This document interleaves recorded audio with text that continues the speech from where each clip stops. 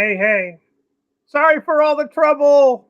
Sorry for all the trouble. We're waiting for Carly to catch up. We got all sorts of had all sorts of issues. We're trying to figure out how to use, for me, brand new software. Woohoo! Streamlabs. Amber, how the hell are you? Oh, it's alright. It's as you know, but others probably don't. I had mouth surgery on Monday, and so I'm learning how to talk with the new facial geometry. Ah, So far, so good, though. hmm. Cool, cool. Yeah. Plus, I can do this. You can smile. Though your heart was breaking. Yeah. Yeah, I for can sure. nudge Curly up again here and see. Mhm. Yeah,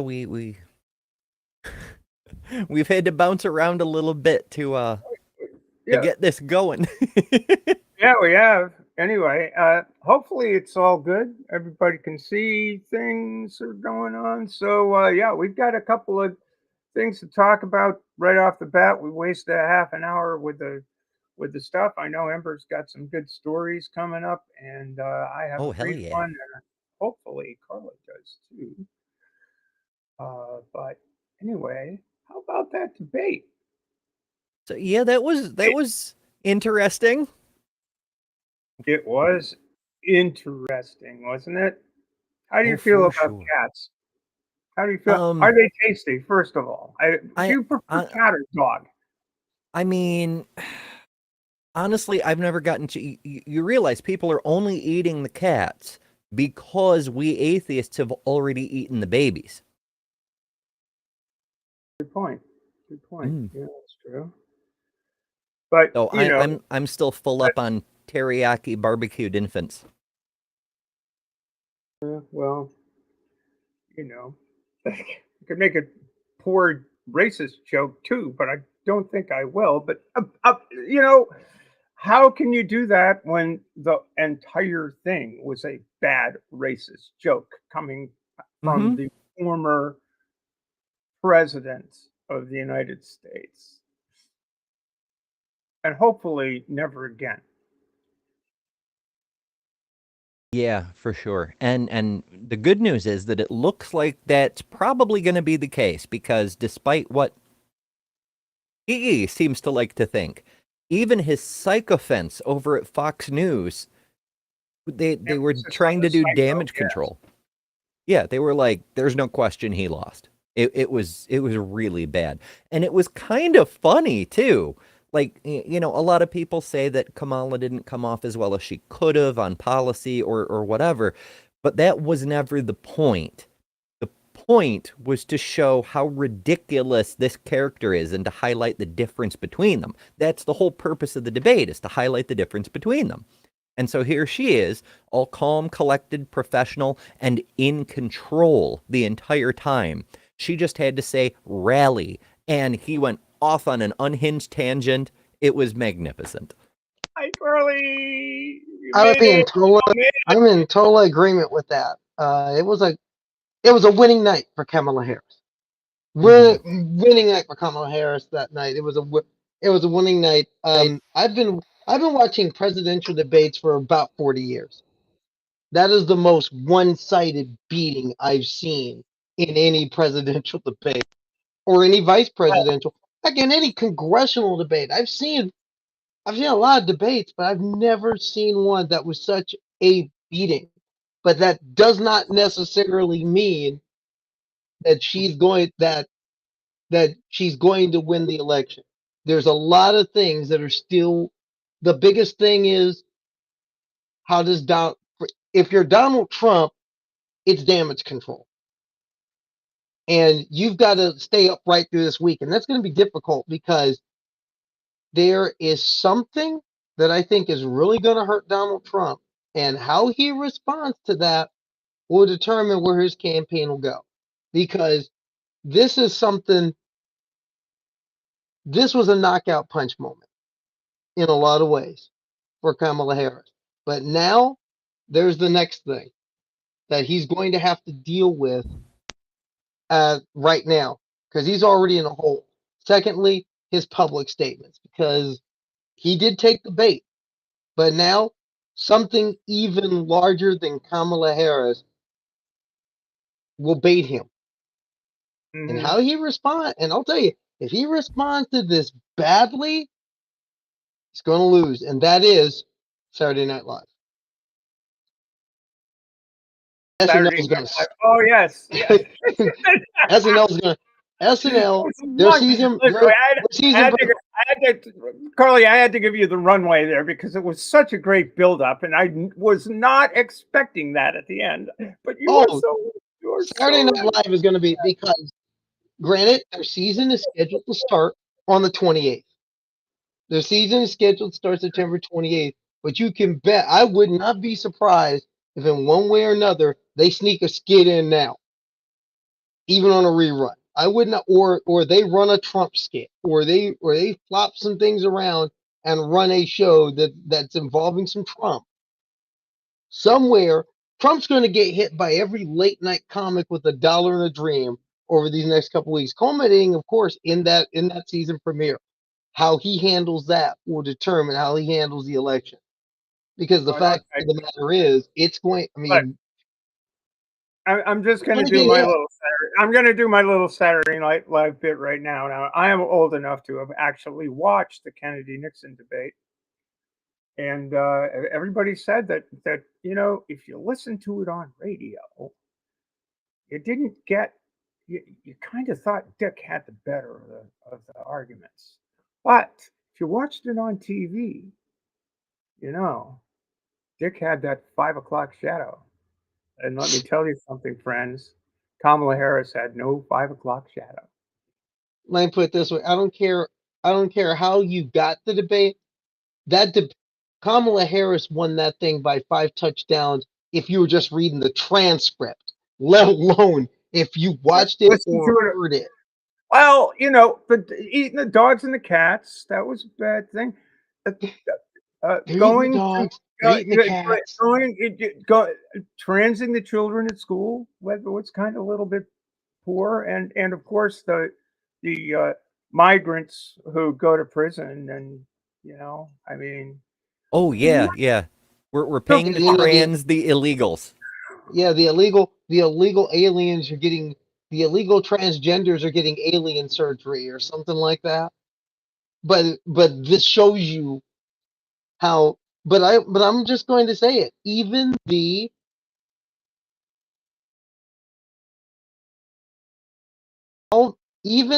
right now, if you're a member of the work, I mean, right now what we're seeing is in many ways a ruling class crisis. The ruling class is already, I mean, the money class and the chattering classes are already saying Trump ain't it. Trump ain't it. When Dick Cheney says he's going to vote Democratic, stuff is bad. Yeah, it's a special time. But I think Trump he isn't down for the count yet. He's gonna try to come back from this. He doesn't have a plan yet, but he has the concept of a plan.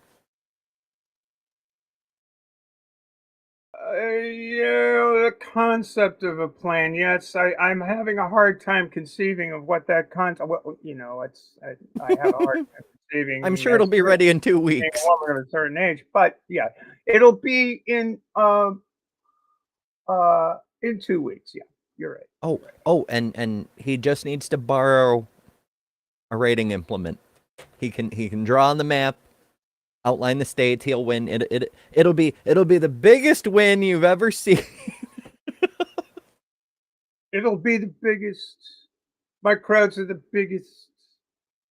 Probably muted. Don't know why.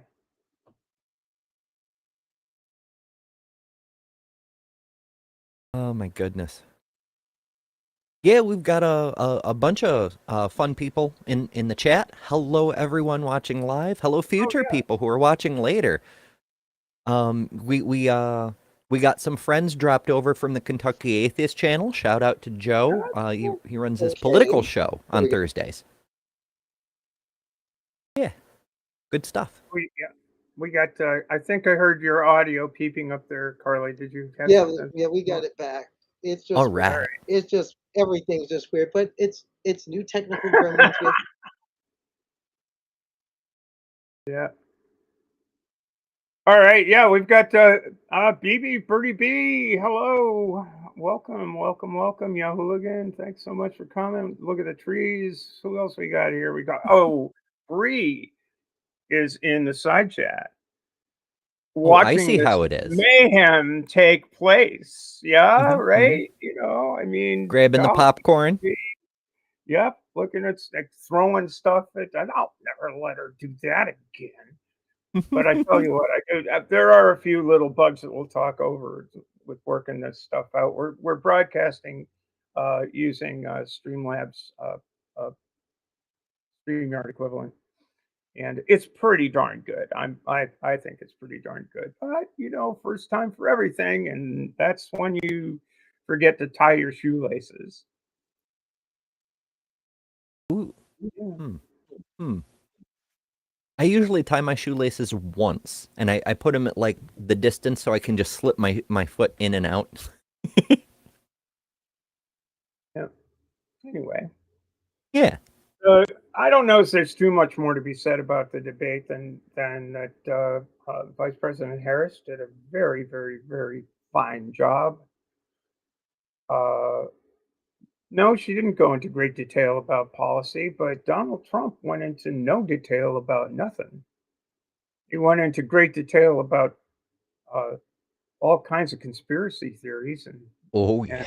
bunches of horse shit, but he didn't go into great detail about anything. And as you said, Ember, it, the contrast was astonishing. The people that think that they're with him 100%. Yeah, he didn't answer a single question, and he didn't even really finish any sentences. He couldn't get more than 5 words in a row before he tangented to an unrelated topic. He got fact checked so many times. He got fact checked so many times that the number one criticism from the right was how come they didn't fact check Kamala as much? Well, because she didn't say things that ABC needed to say are not true. It's important to note the fact checks. Obviously, they can't fact check everything. This man lies 34 times in an hour. It's been measured. There's a stat on this. He lies 34 times an hour. They couldn't keep up. They only fact checked the things that ABC as a network could have been liable for if they were left unchallenged, like the people in Springfield eating pets or the Yeah. post-birth abortions. Yeah. So what's going on in California? The state passed a law that protected kids' identities, and apparently Yeah. some town doesn't have people eating cats and dogs, but has decided that they're going to be jackasses about that, about sort of following state law. Yeah, it's an interesting late breaking story, ironically from Fox News. San Bernardino County apparently Oh tried to my pass a school district there tried to pass a local school district policy that is directly opposite of California's new law, which prohibits school districts from involuntarily outing students. Which makes sense because the only reason you'd ever want that is for child abuse reasons. And that's a whole topic unto itself. But this district passed a policy that was directly opposite the law, saying they would be required to involuntarily out students to their parents. And the story broke just 6 hours ago. San Bernardino County Judge Michael Sachs issued an injunction against the policy and now has formally struck down the plan. And it's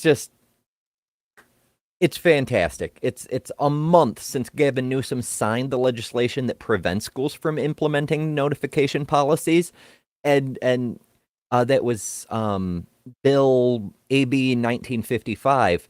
And you may have heard about that in the news elsewhere because all the LGBT advocacy groups in California were celebrating that this actually passed. It's In today's political climate, it's reason to celebrate when a bill that does anything to protect anybody in the GSM community actually makes it through. And then the school just turns around or the district rather, and is like, nope, we're going to do the opposite of what the law requires us to do. And yeah, a judge just banned it. Fun times. Yeah, well, the way my mind works is that you mentioned something and I think of a song. The first song I thought of when you talked about that story was Frank Zappa and the Mother's Invention fine-tuned San Bernardino, which we can't play on the air because, you know, Well, I mean, I we're not put a link monetized to it yet. in the chat, and if you want to have a good laugh for 5 minutes, listen to San Bernardino. But anyway, that's cool. So, Yeah. Carly, what do you got coming up tonight in sports? What's going on? What are you gonna do? Well, here's what we got. A few things. There's been an update on the Sutton United saga regarding Blair Hamilton. Can we talk about? I'm not sure what the Italian word for shade is, but I want to learn it Hmm. because Valentina Petrillo threw some serious shade on J.K. Rowling this week in an interview that she did with the Times of London. And and I'm here for it because basically after J.K. Rowling said that Petrillo, a Paralympic sprinter from Italy, transgender woman, the second transgender woman to compete in the Paralympics ever, knocked out in 2 events in the semifinals. And yes, my room's a mess because I'm moving. Just want to give a little announcement before I move on. The new Shar Sports One Sports Control, aka the most girly, wonderfully feminine, but very authoritative sports control room in sports broadcasting history. It's being built when we get into our new digs. That's coming soon. It'll be coming in October. It'll be pink and blue and sports all over. But back to Valentina Petrillo. After J.K. Rowling We don't called want her to a do the whole cheater, segment now. We Petrillo want a little Petrillo teaser plays here. it. Petrillo went just through the shade. Also, for trans people in sports, big anniversary this week on September 10th, 2021. 3 years ago Tuesday, that was the day of Alana McLaughlin's debut in MMA, and that is the subject of a documentary called Unfightable, which will drop tomorrow on the Wix and on the Wix streaming service. And I think it's the Wix streaming service and Fuse streaming services will have that tomorrow. Documentary done by Mark Perez, award-winning filmmaker, on the backstory of Alana McLaughlin, how she got from A to B to MMA. It's a fascinating documentary. I've had a chance to watch it, and we're going to have an interview with Alana McLaughlin tonight. We're going to get Alana McLaughlin on the show live. We're going to get that done. There we go. We're There we go. working on that, and also All Phoebe right. Rose So, from Transition Stories will be on as well. So we've got some things to talk about and things to discuss. So stay tuned for Transposition Sports a little bit later on. Hell all yeah. right, and Ember coming up next. Ember's. Maybe you could give a little tease to what's in your thing, which we're gonna roll right immediately. Let's see. Yeah, we're gonna roll that immediately after we get done with this little panel segment here. And then Yeah. Absolutely. So I'm wearing my trans flag dress again.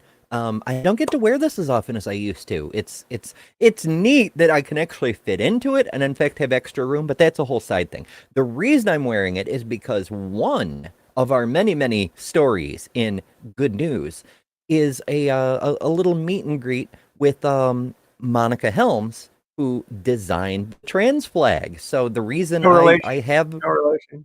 Yes. The reason I have these colors is because of her. But even though she's not related to Stephanie, there are some connections. She's not only a Helms, but also a sailor, which connects her to me as well because she's former Navy, like yours truly. So lots of neat, interesting things there. But that's just one of the many stories coming up. There's also good news related to what Carly said. There's more trans documentaries coming out. That new Will Ferrell movie, Will and Harper, with his trans friend Harper, that's going to be releasing. So we've got a little blurb on that. All kinds of good stuff, and more news besides. Plus the meme of the week. Tell you Never what, miss that. tell That you what, is I like awesome. that there's more documentaries out. Hell yeah. I'm That's in awesome. 2 of That's them right for now. me. That's for me. I've got a little story on how the right wing is funding. It's their last ditch effort is to pump hundreds of thousands or millions of dollars into being jackasses in the press. That's my little bit. I'll keep it short because there's so much good news that Carly has to share and that Ember has to share that I just have to be the Steffi Downer. I'll keep it real short. Okay, everybody. So, anyway, I guess what we'll go for at this point is we'll just, Ember, do you want to roll your stuff from your location? You want me to do it from here? Because I do have that file.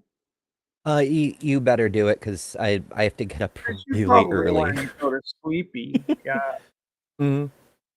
All right. So let's see if I can find that file location and actually do a share thing. And it would be a video. Understand. Let's proceed. Wow. This is all new to me right now because this is new software that none of us have ever used before, which explains why we're half an hour late.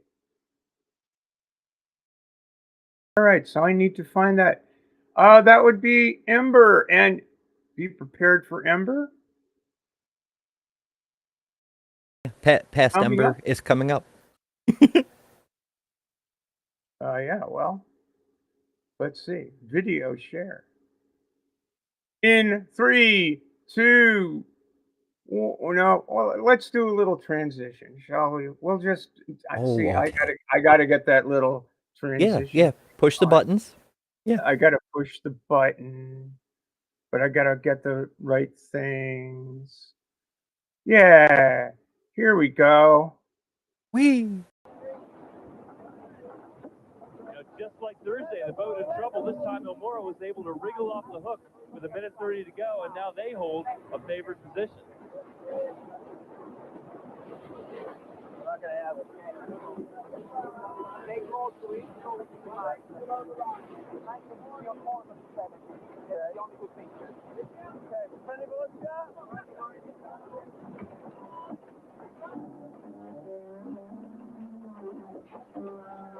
Game here is to get up to full speed. Kayard makes his move first, and he'll be going faster when the gun goes off. Go down below the line. 20. 17. 14. 13.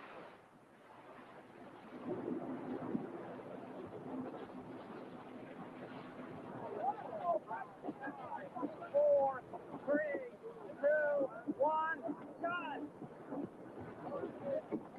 Another clean start and another good job by Dellenbaugh.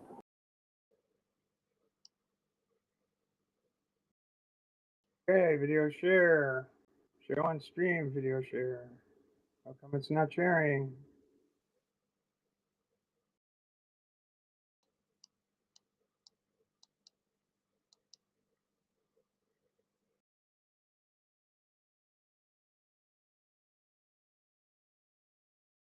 Good news, everyone! Tonight, states fight for trans rights, celebrations of trans people in India, in film, and more. Good news starts right now.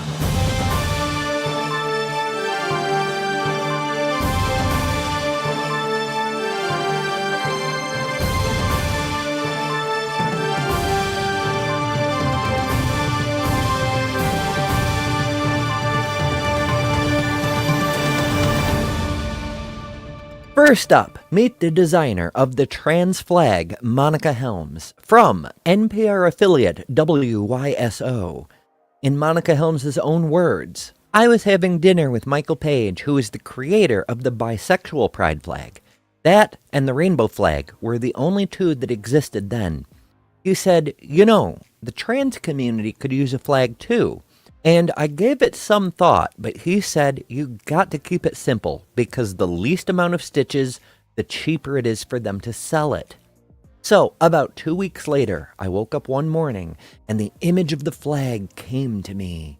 So I got up, drew it out, and said, that looks good.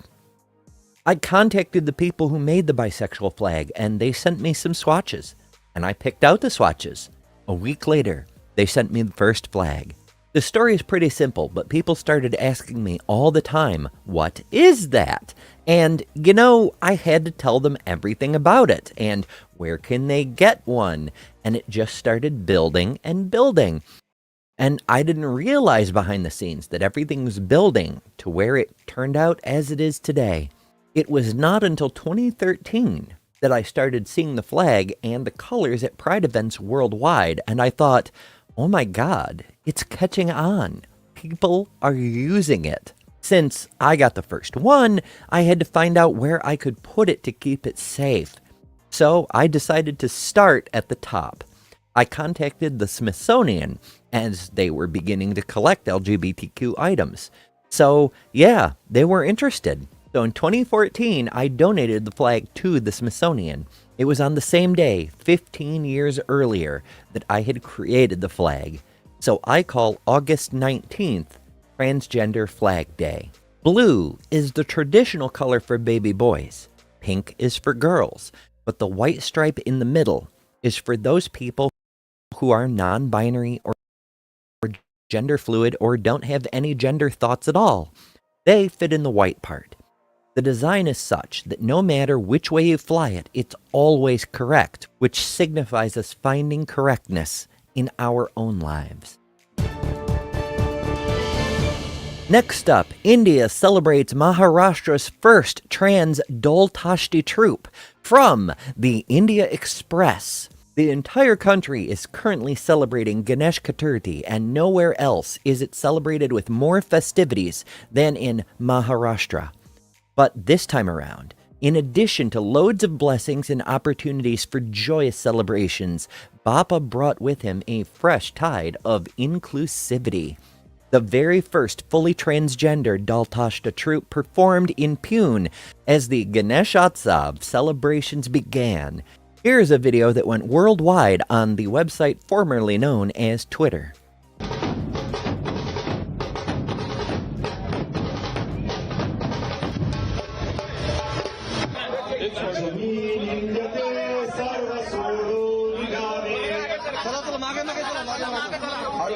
The troupe is called Sekhandi, and its founder, Manasvi Golkar, was tired of being rejected by other Dol Tashti troupes. The Dol Tashti space is traditionally dominated by men, and only recently have women started to become involved in participating. However, when it comes to including trans people, the space seems to be somewhat lacking.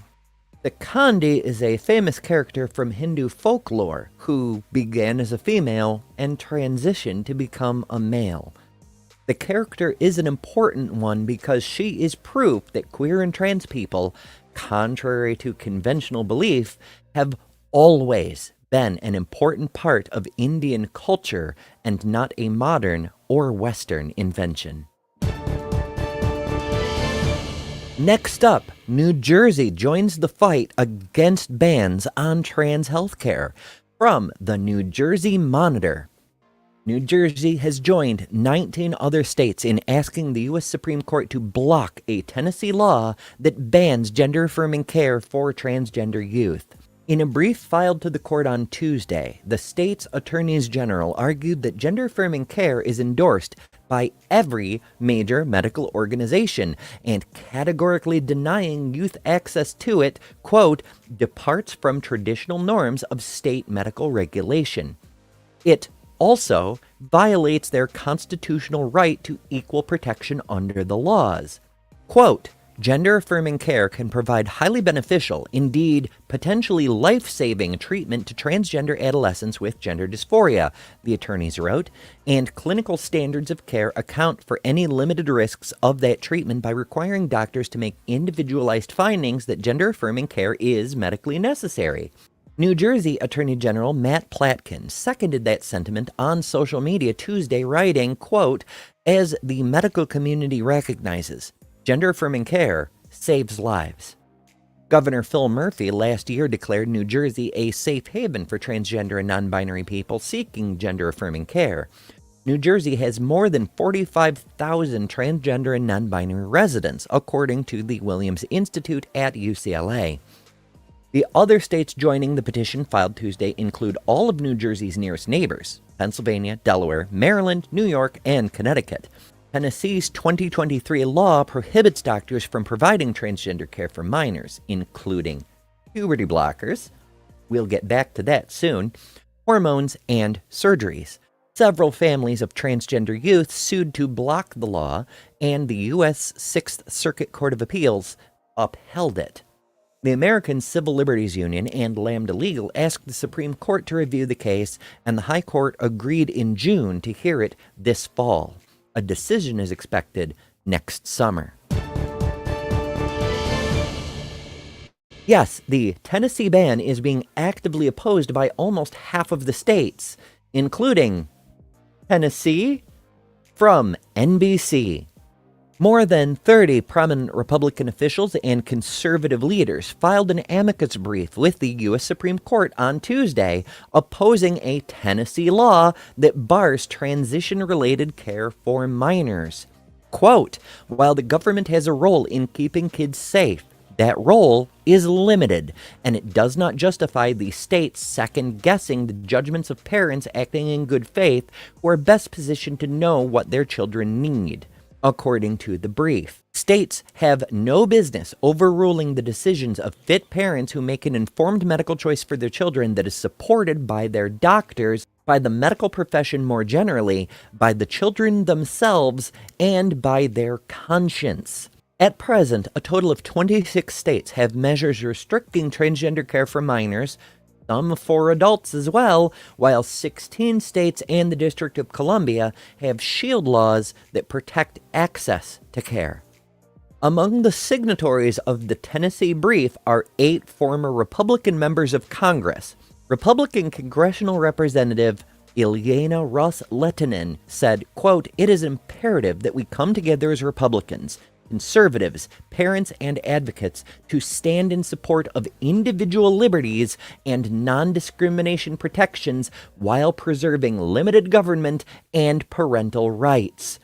Representative Ros-Lehtinen is the mother of Rodrigo Hang-Lehtinen, the executive director of Advocates for Trans Equality, formerly the National Center for Transgender Equality, the largest trans rights advocacy group in the country.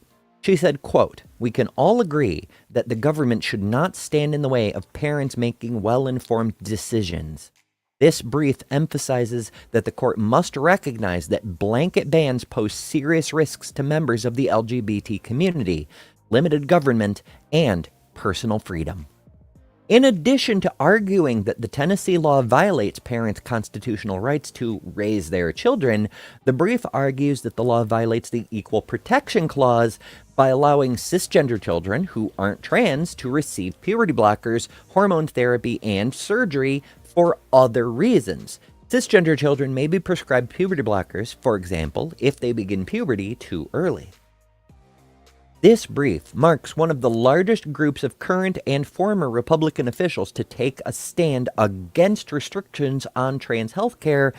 Chris Sander, a Missouri House representative who signed the brief, opposed state bills to restrict trans health care and trans student athletes' participation on school sports teams last year from the House floor.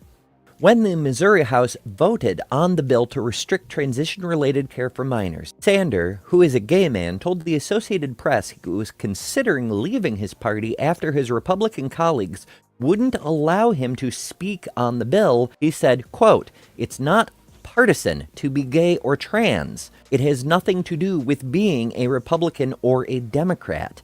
They want to make it about party politics. Some legal experts fear that a Supreme Court decision in favor of Tennessee's law could be the first step at undermining key arguments used in Bostock versus Clayton County, as they both use the Equal Protection Clause to argue against discrimination based on gender identity.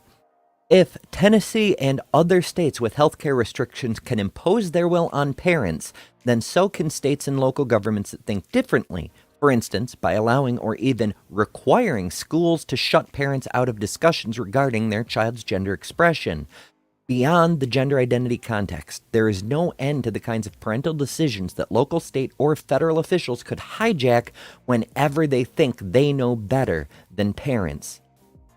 On the other side of things, also on Tuesday, more than 160 Democratic members of Congress filed a separate amicus brief to the court, pointing out that Tennessee's law is both unscientific and dangerous.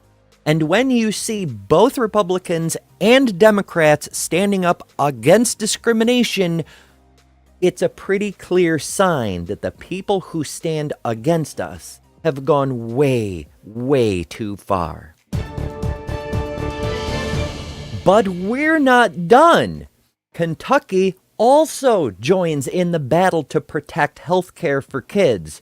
From LEO Weekly, Kentucky parents of transgender children are arguing that children in states like Kentucky and Tennessee need medication to help their transgender students, as bans in the two states discriminate specifically against transgender youth.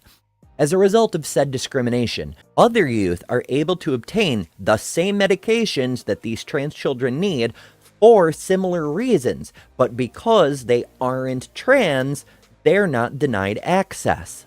Corey Shapiro, legal director at the ACLU of Kentucky, said, quote, "The parents challenging these laws have seen firsthand the positive impact appropriate medical care has had on their children's well-being and the detrimental health impacts their kids experience without it.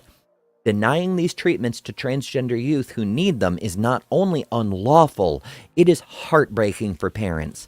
We are proud to represent these Kentucky families and will continue to fight for their right to make decisions for their families without government interference."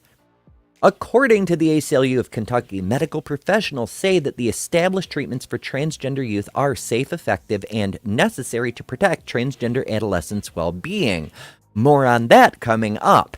But to continue on, despite the consensus, 26 states have passed laws that ban this medical care only for trans youth, which makes the upcoming Supreme Court decision in the U.S. versus Skermeti so pivotal. Reviewing an opinion from the Sixth Circuit Court, which in turn reversed a district court decision that blocked the bans in the first place, it balances two precedents against each other. The Bostock decision, but also a Sixth Circuit Court decision that reversed another court decision, and it's high stakes and chaotic, which is why it is so wonderful to see representatives from all the states involved, from both sides of the political spectrum, everyone standing up and saying, this is really bad for a whole lot of reasons. We need to stop this nonsense now.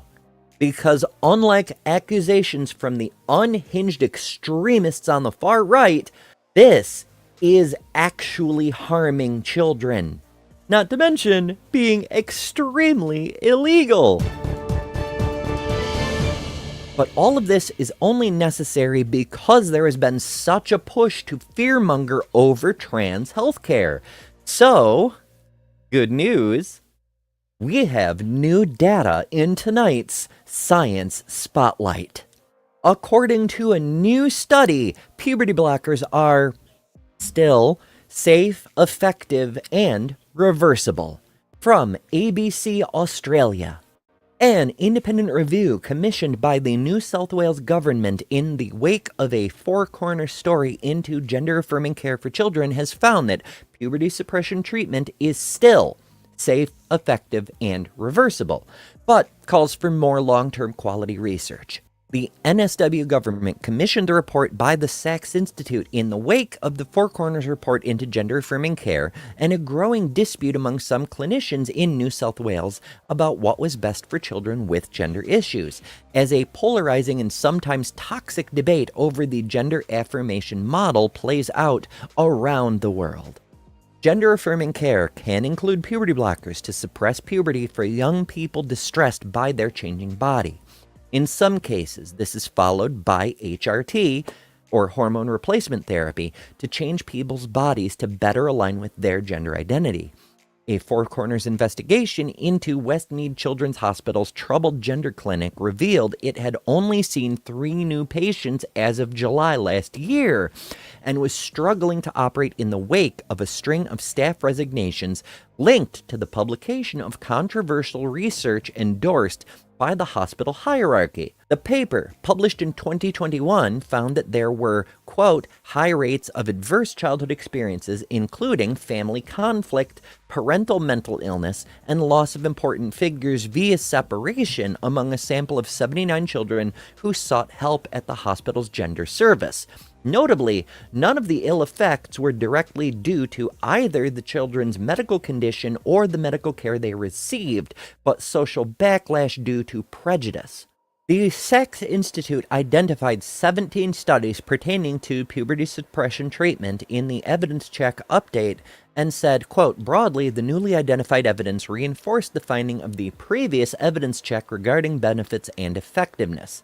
That is to say, puberty-suppressing agents were reported to be safe, effective, and reversible. They found that in regard to risks and potential harms, reductions in bone density remain the primary concern with puberty suppressants, and monitoring of bone mineral density is recommended. They did, however, add a qualification that the strength of evidence on that count remains low. The report goes on to say that there are also a number of new studies providing evidence pertaining to the psychological benefits of hormone replacement therapy as well. The identified studies reported positive results across the domains of body image, gender dysphoria, depression, anxiety, self-harm risk, quality of life, and cognitive function. The Sachs Review update also identified 8 studies evaluating surgery for young people, including one systematic review with the updated evidence report generally positive findings for gender dysphoria, psychosocial outcomes, and sexual function, as well as quality of life. However, there were neutral findings on the psychosocial outcomes in transgender men, as well as mixed positive-negative findings on quality of life. The report finds that the irreversible nature of surgery remains a key risk, although regret rates remain shockingly low. Researchers said, quote, findings were generally positive across these studies on sexual function, gender incongruence, and chest dysphoria.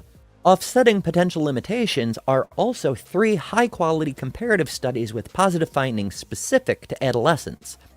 Furthermore, most studies report that interventions are both acceptable and safe, with no risks or potential harms reported. In other words, the academic support for gender-affirming care, particularly for trans youth, continues to grow stronger every time we look. From puberty blockers to hormone replacement therapy to surgical options when that seems necessary. Across the board, and even in areas polarized by bitter political divides, the evidence keeps coming in that this stuff helps, that this stuff is useful, safe, effective, and saves trans kids' lives. While some states are fighting to end bans on trans healthcare, other states are correctly banning discrimination instead. For instance, one Vermont school has screwed over its entire student body in the name of trans hate. From ABC News, a Vermont Christian school that is barred from participating in the state sports league after it withdrew its high school girls basketball team from a playoff game because a transgender student was playing on the opposing team, has taken its case to a federal appeals court. Mid-Vermont Christian School forfeited the February 21st, 2023 game, saying it believed that the transgender player jeopardized the fairness of the game and the safety of their players. The Executive Council of the Vermont Principals Association, which governs school sports and activities, ruled that the school had violated the council's policies on race, gender, and disability awareness, and therefore was ineligible to participate in future games. Period. Every courtroom's favorite hate group, the Alliance Defending Freedom, which represents Mid-Vermont Christian and some students and parents, filed a brief August 30th with the U.S. Court of Appeals for the Second Circuit in New York, accusing the state of violating the school's First Amendment rights. It said Mid-Vermont Christian, which has competed in the state sports association for nearly 30 years, forfeited a single game to, quote, avoid violating its religious beliefs. Ryan Tucker, senior counsel for the Alliance Defending Freedom, said in a statement, quote, no religious school or their students and parents should be denied equal access to publicly available benefits simply for holding to their religious beliefs. Although apparently students should be denied access to equal participation based solely on someone else's religious beliefs, Tucker said the Vermont Principals Association expelled Mid-Vermont and its students from all middle school and high school sporting events and used discretionary policies applied on a case-by-case basis to do so. In June, a federal judge in Vermont denied a request by the school and some students and parents to be readmitted to the State Sports Association. U.S. District Court Judge Jeffrey Crawford wrote that the state is unlikely to be found to have violated the school's First Amendment rights, including its right to free exercise of religion, because it applies its athletic policy uniformly and doesn't target religious organizations for enforcement or discrimination. Quote, the Vermont Principals Association Committee identified the actions of Mid-Vermont in stigmatizing a transgender student who had every right to play as the basis for the discipline, the judge wrote. The committee upheld the expulsion, identifying participation as the goal of high school sports. The school was invited to seek readmission to the Sports Association if it agreed to abide by VPA policies and Vermont law, and confirmed that its teams would compete with other schools who have transgender players. But Mid-Vermont Christian makes no bones about its intent to continue to forfeit games in which it believes a transgender student is playing, and so they seek readmission on the condition that it will not be penalized if it blatantly discriminates against a protected class of minority individuals. Similarly, out in Colorado, one couple is left out in the cold because of a policy preventing discrimination. From KLEW. Parents of a Colorado elementary school student sued a district over a policy that a transgender student should room with a cisgender classmate on overnight trips. Joe and Serena Wales, whose daughter is in the 5th grade in Jeffco Public Schools, claims the district has not allowed them to opt their child out of a rule grouping trans students with classmates identifying as the same gender on school trips. The lawsuit follows 2 letters the parents sent asking the district to allow them to opt out. Those requests were denied, according to an Alliance Defending Freedom representative representing the family. ADF senior counsel Kate Anderson wrote in a press release, quote, the district must grant our clients reasonable request for accommodations that can be accomplished in a number of confidential ways that protect the privacy of all students. Anderson continued, if Jefferson County Public Schools is going to continue placing students of the same gender in the same room on overnight trips, as it confirmed it would, the district must let parents be the ones to make decisions about their children's privacy. They must provide the information necessary to inform parents about this policy so parents can make the best decisions for their children. The Waleses claimed that their first letter to Jeffco Public Schools that the policy violates their parental rights to discriminate against other people's children and the privacy of all students. The district said in a statement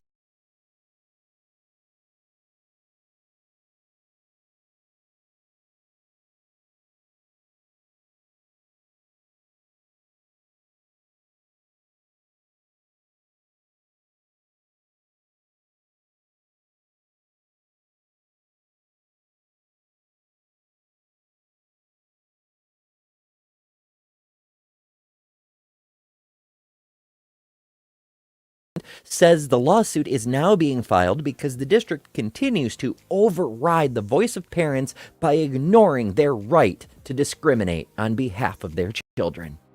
In a statement last Thursday, the district told CITC that after a cursory review of court filings, it disagrees with a number of the claims. We look forward to having an opportunity in court to share the facts, including the reasonable accommodations we do offer families and students, the district said. Families always have the ultimate choice whether their student participates in any unique programming that involves overnight accommodations. And our top story, Will Ferrell's new movie, Will and Harper, isn't just trans-affirming, but trans-celebrating. From Variety, Netflix has unveiled the trailer for Will Ferrell's road trip documentary, Will and Harper, which premiered at the 2024 Sundance Film Festival. The streaming giant acquired distribution rights to the film in February. The official synopsis of Will and Harper from Netflix reads, 2 years ago, Will Ferrell was filming a movie when he received a most surprising email. His dear friend of nearly 30 years was coming out to him as a trans woman. That friend was Harper Steele, a writer Will met on his first day at Saturday Night Live back in 1995.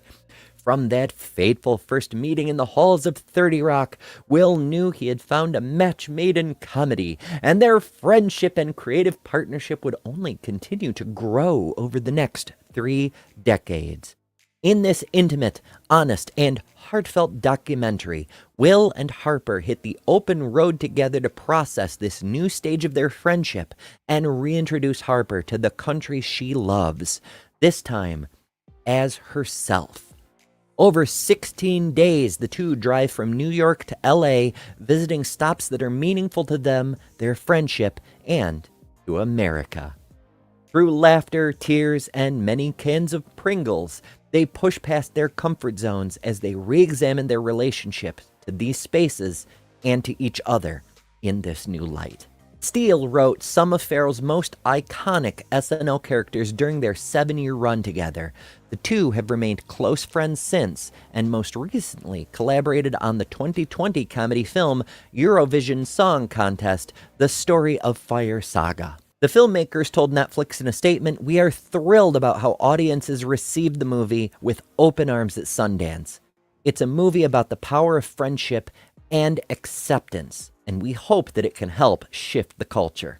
Will and Harper will be streaming on Netflix starting September 27th. If you enjoy content like this, make sure to subscribe. Support our work by becoming a patron at patreon.com/TheTransPositions and reap heaps of benefits. Our meme of the week was posted by Ascalon. And if you want to become a mysterious creature of the dark and forbidden, join us on Discord.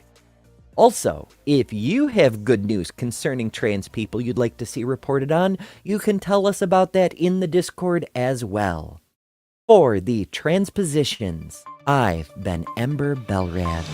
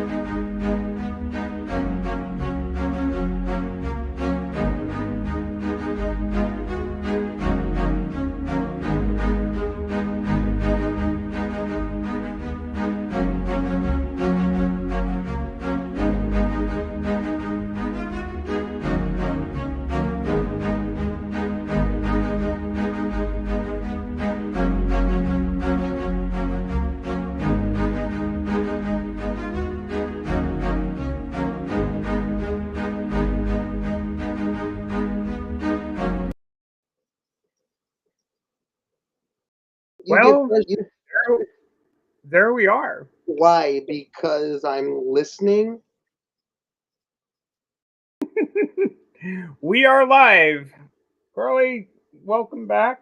We've got a few more glitches to work out, but yeah. So I No, think I'm it's no, or no, no, I'm listening to you. okay. It's I think it's your segment at this point.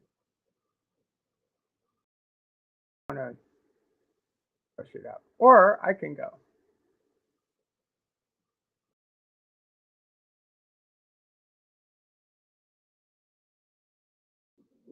Tell you what, folks, bear with us. New Mm, software. Well, I Yep. understand that, but I'm listening. But tonight I'm locked into you, and I am listening to you. Because Oh, remember, you're hot. okay. Well, in that case, why don't we just roll into our sports segment? Might as well just do that. Or, hmm, I don't know. Think what I'll do. Think I'll do my thing because there's good news on one end and good news on the back end. I got some bad news in the meantime. So let's just do this. Oh golly, I got the wrong thing up here. Oop, there we go.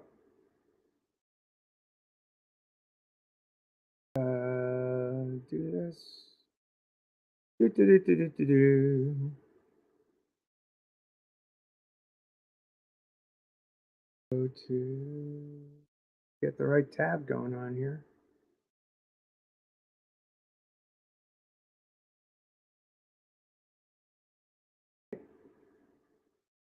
Again, bad production. I'm terrible at this.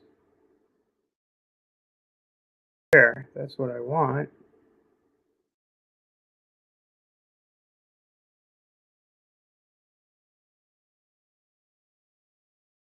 Yeah, that's what I want. All right. So here we go, folks. Thanks for bearing with us in this entire Michigas we got going on here on the transpositions this week without our ace producer, first time producer here. I'm terrible at this, so yeah, so there's that. Um, yeah. All right. So what we're going to do is read this story that came out in the Guardian on September 10th. Religious groups spending billions to counter gender equality education. I think Amber was referring to like Americans defending freedom. Yeah, we'll probably get into that as we read down with this whole thing. All kinds of craziness going on. So, yeah, here we go. Extreme religious groups and political parties are targeting schools around the world as part of a coordinated and well funded attack on gender equality, according to a new report. Well known conservative organizations aim to restrict girls' access to education, change what is on the curriculum, influence educational laws and policies. We just heard that story from Colorado, didn't we? According to Whose Hands on Our Education, a report by the Overseas Development Institute. This is The Guardian, remember, and it's got an international focus. Tactics include removing sex education from schools, banning girls from learning, reinforcing patriarchal gender stereotypes in textbooks, and rejecting gender inclusive language in schools. Aisha Khan, senior research fellow at the ODI, one of the authors of the report, said education is a key enabler for gender equality and has the power to shape lives. This research shows how a small group of highly financed anti-rights organizations and politicians and militant groups are intent on disrupting the transformative opportunities that education provides. These organizations have received billions of pounds in funding to advance their agenda, according to evidence in the report. At least $3.7 billion, 2.8 billion pounds, was channeled to anti-gender equality organizations globally between 2013 and 2017. In Africa, more than $54 million was spent by US-based Christian groups between 2007 and 2020 to campaign against LGBTQ plus rights and sex education. Funding from sources that include Russian oligarchs and political parties has led to the creation of new organizations and encouraged existing ones to campaign against sexuality education and LGBTQ plus rights, the report found. For example, donors from Britain, the United States, Germany, and Italy spent more than $5 million from 2016 to 2020 on projects run by or benefiting Ghanaian religious organizations whose leaders have campaigned against LGBTQ rights. Islamist funding across the Muslim world is hard to trace, the report said, but Pakistan has received billions in Saudi loans and direct aid, along with private funding from Gulf states, to promote Wahhabism, a fundamentalist and puritanical movement within Sunni Islam. One estimate put Saudi state funding for this at $75 billion from 1979 to 2003. Textbooks in the country portray women as guardians of tradition, culture, morality, and sex education remains taboo.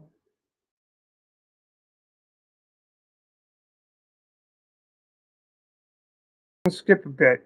We're dealing with a global anti-rights movement and resurgence of patriarchal norms. We need to understand how the education sector is a site of really severe contestations. And for the transpositions, I'm Stephanie Helms, living in a state of confusion. I think I can get back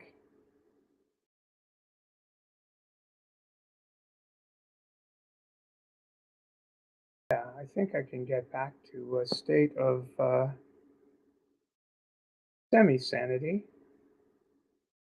And I think what we're going to do is we're going to roll right into the sports segment and play Carly's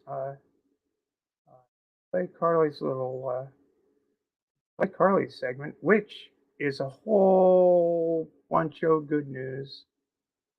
We'll share that.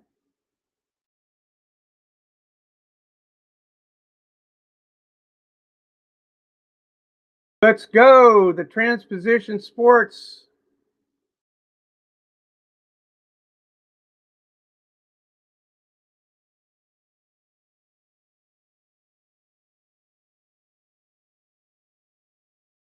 We'll roll the tape.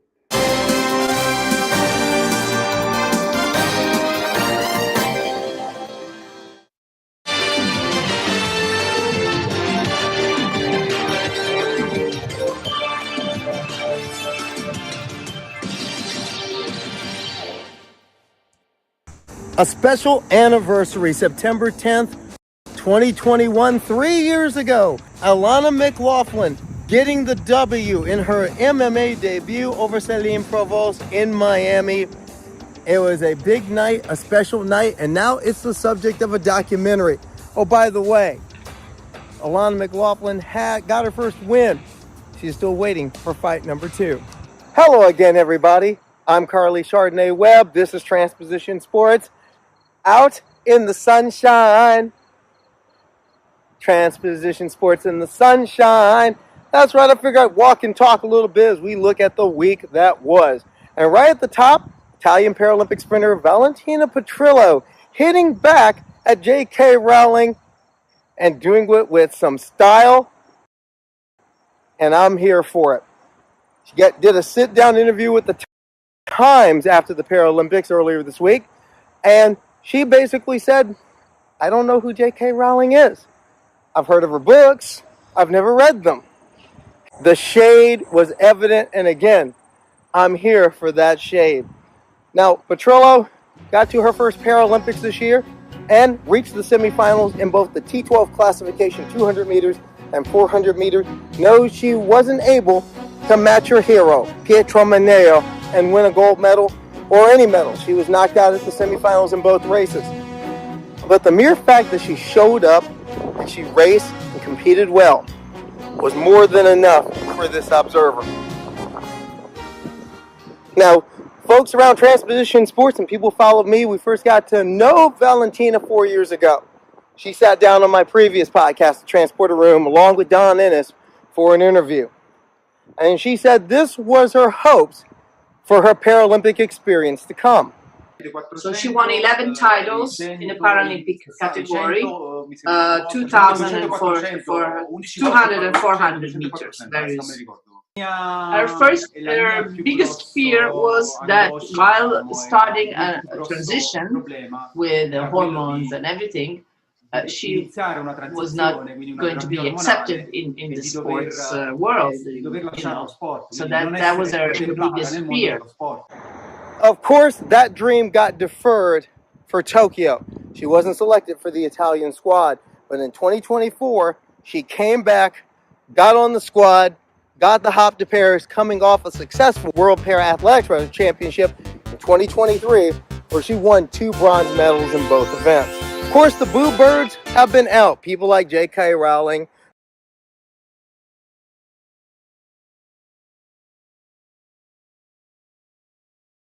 calling her a cheat. Now, just a note, JK, how in the world can you cheat when you're following every rule to the letter? Explain that to me. I'm serious, JK. Call me. Let's talk about that. How can you be a cheater if you're following every rule to the letter? Transphobia. That's why we can't have nice things and why it rots your brain. But what I will say for Valentina Petrillo is you done good. You done real good. You did well just getting to the Paralympics. And you competed well.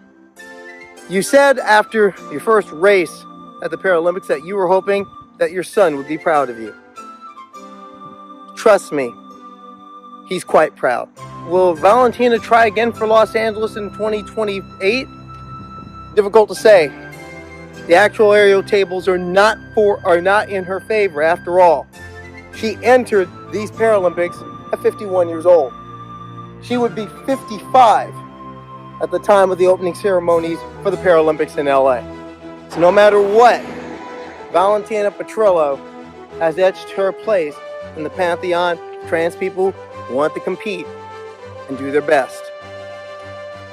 And I can tell you, I'm appreciative of everything I've gotten to see over the last 4 years. Grazie, Valentina. Grazie. You done well. You did real well. And I salute you. Follow up on an item from last week, the situation for Sutton United Football Club and goalkeeper Blair Hamilton. Well, it looks like Blair will not be playing, but at least we know why. Apparently, Sutton United had to forfeit a match over fallout over manager Lucy Clark signing Hamilton to a deal in late August. Hamilton, as you know, transgender woman who is a goalkeeper who's played on 5 teams over the last 8 years across the English football pyramid, played in university play, was part of the British universities team for a tournament. She's a known commodity, but certain people got their noses in the joint about it, and It led to a match in their league being postponed. Now, they play at Tier 5 in the women's English football pyramid, but it seems some people had a problem with Blair Hamilton being there. And, of course, the usual suspects were out, including Telegraph sports writer, and I use that term very loosely, Oliver Brown, who made a number of false statements, including trying to attribute to Lucy Clark that Clark wanted an all-trans team at Sutton United, and trying to sell that by extrapolating a story on Truck United FC. We explained a lot of this last week. Truck United FC, as you know, a team that plays in the FA's charity leagues, plays in rec leagues. They were designed to be an all-trans team to give just transgender people an opportunity just to play, especially if you've never played before. Brooke has done a couple turns with the team in the past, but Oliver Brown extrapolated that and basically lied to the public about this. And at any other newspaper, any other media outlet, he would be fired for it. But because he writes for the pro-Farage, pro-reform, ultra-right, neo-fascist Tory graph, he gets a pass on that. As a journalist, that offends me. Another person who's offended by the way things went down, given that now Sutton United is still without a goalkeeper, and it looks like Blair Hamilton won't be in a Sutton United kit anytime soon, is a good friend of both Hamilton and the podcast. Phoebe Rose, the host of the podcast Transition Stories. Right now they're getting ready for their 6th season. They got a big show. We had some big shows coming up in the next few weeks. Is a person who's well versed on these issues. I got the chance to interview her 3 years ago, and what she said then was prophetic. If you're an openly trans athlete, you may as well just paint a red and white target on you. Because you're going to have the modern day lynch mob come after you. Whether you're in a swimming pool, whether you're in Rhode Island and you're just two people that want to run around a track, whether you're in Texas and you just want to play high school flag football, you're going to have the nonsense mongering brigade come after you just because you exist. Just because you exist. Rose has always been known for her strong opinions, and those have indulged throughout the years, even with a move across the pond and with a marriage last year. And we got to sit in with her earlier this week, and here's what she had to say about the mess surrounding Sutton United. What's your thoughts on how this has all gone down? Because Sutton is advertising on Twitter for a goalkeeper now. It's a safety hazard. Straight up, it's a safety hazard because you're inciting a mob. I mean, it's no different to when mail carriers used to shout at that non-whites had moved into an all-white area. You're inciting a mob. That's all you're doing. It's a safety hazard. That's why Sutton are having to do it, because it's a safety hazard for Blair now. It's a safety hazard for other trans people. It's intimidation for trans people who want to just exist and play sport.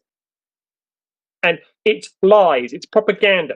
We've seen it all before. We saw it when there was immigration into the UK and there was signs assuming that all Irishmen were drunks and would beat you up. And there were signs that assumed that all members from the Commonwealth were, you know, animals that would come and attack your children and attack your women.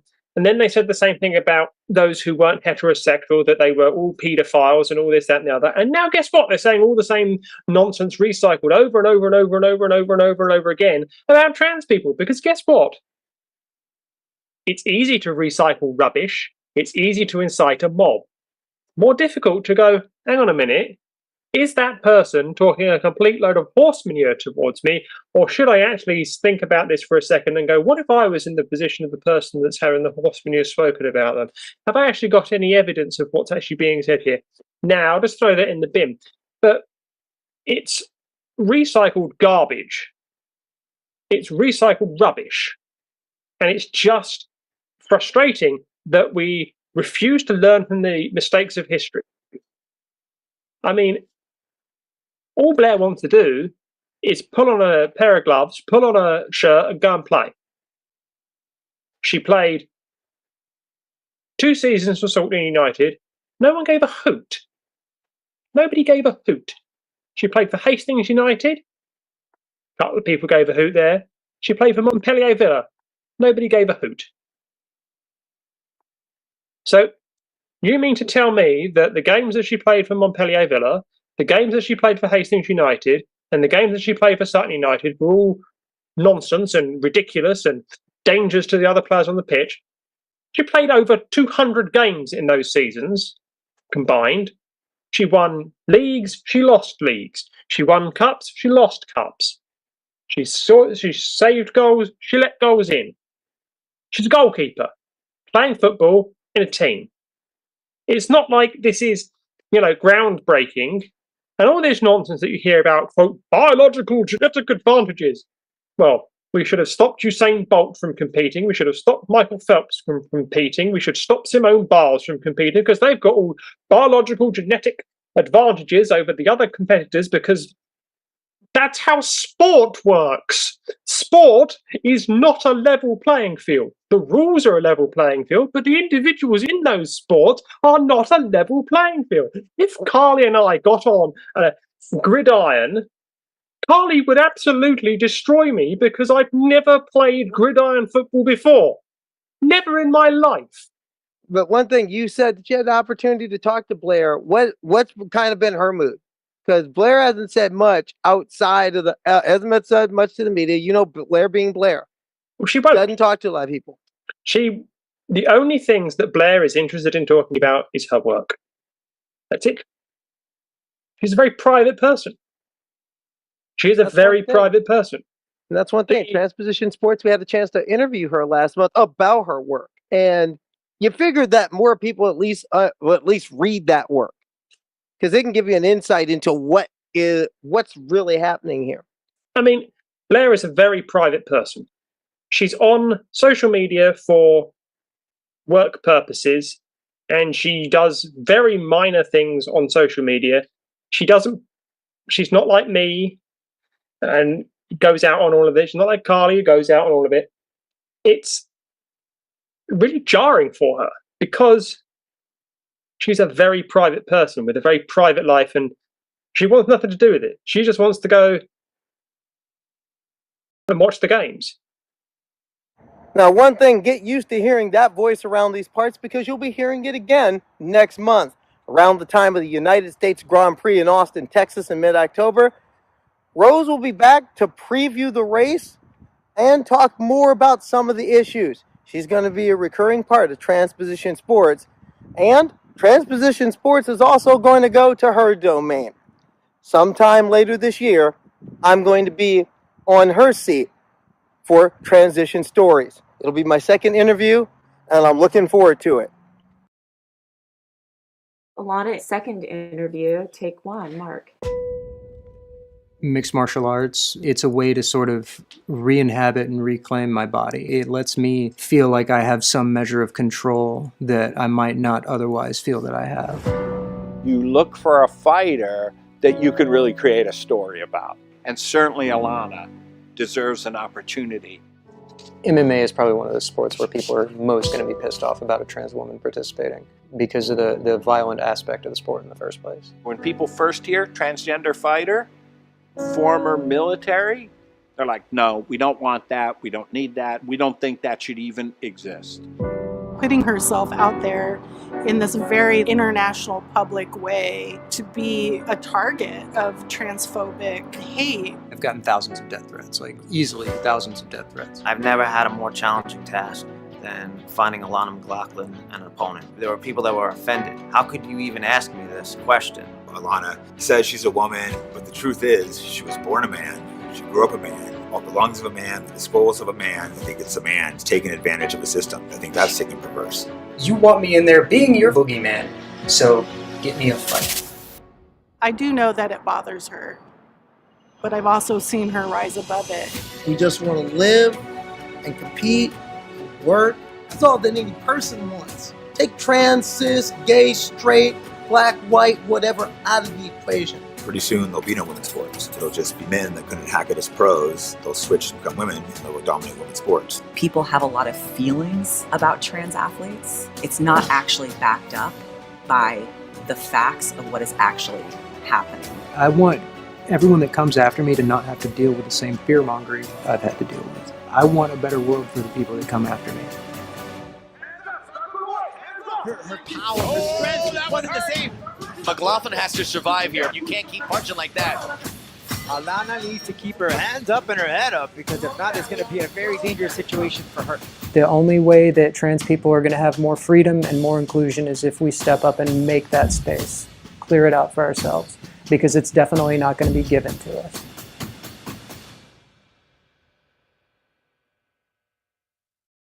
In our spotlight this week, though, we had a special interview.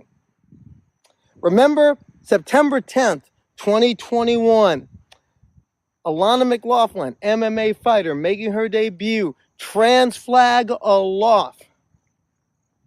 And it set a lot of hearts ablaze, including my own. The story that led to that fight is the subject of a documentary film by award-winning filmmaker Mark Perez on the Wix platform and several other streaming platforms. That it's called Unfightable, and it looks back at at Alana McLaughlin's life and her road to that first fight. I've gotten a chance to see an advanced screening of it, and it's good. It's really good. It's worth checking out. There are some faces that you'll know in it, including a face that you get to see here at TransPositions Sports week to week. Hashtag just saying. But also, this comes at a time when sports, especially trans people in sports, again under scrutiny with the situations that happened in the Olympics and Paralympics recently. But it also drops at the time of an anniversary that is bittersweet. Alana McLaughlin has not fought again since that first fight. And that's something that sticks in her craw, and it also sticks in mine and many others. We had the opportunity to sit down with Alana and talk about the past, the present, what's ahead, and what she thinks about where we're at right now.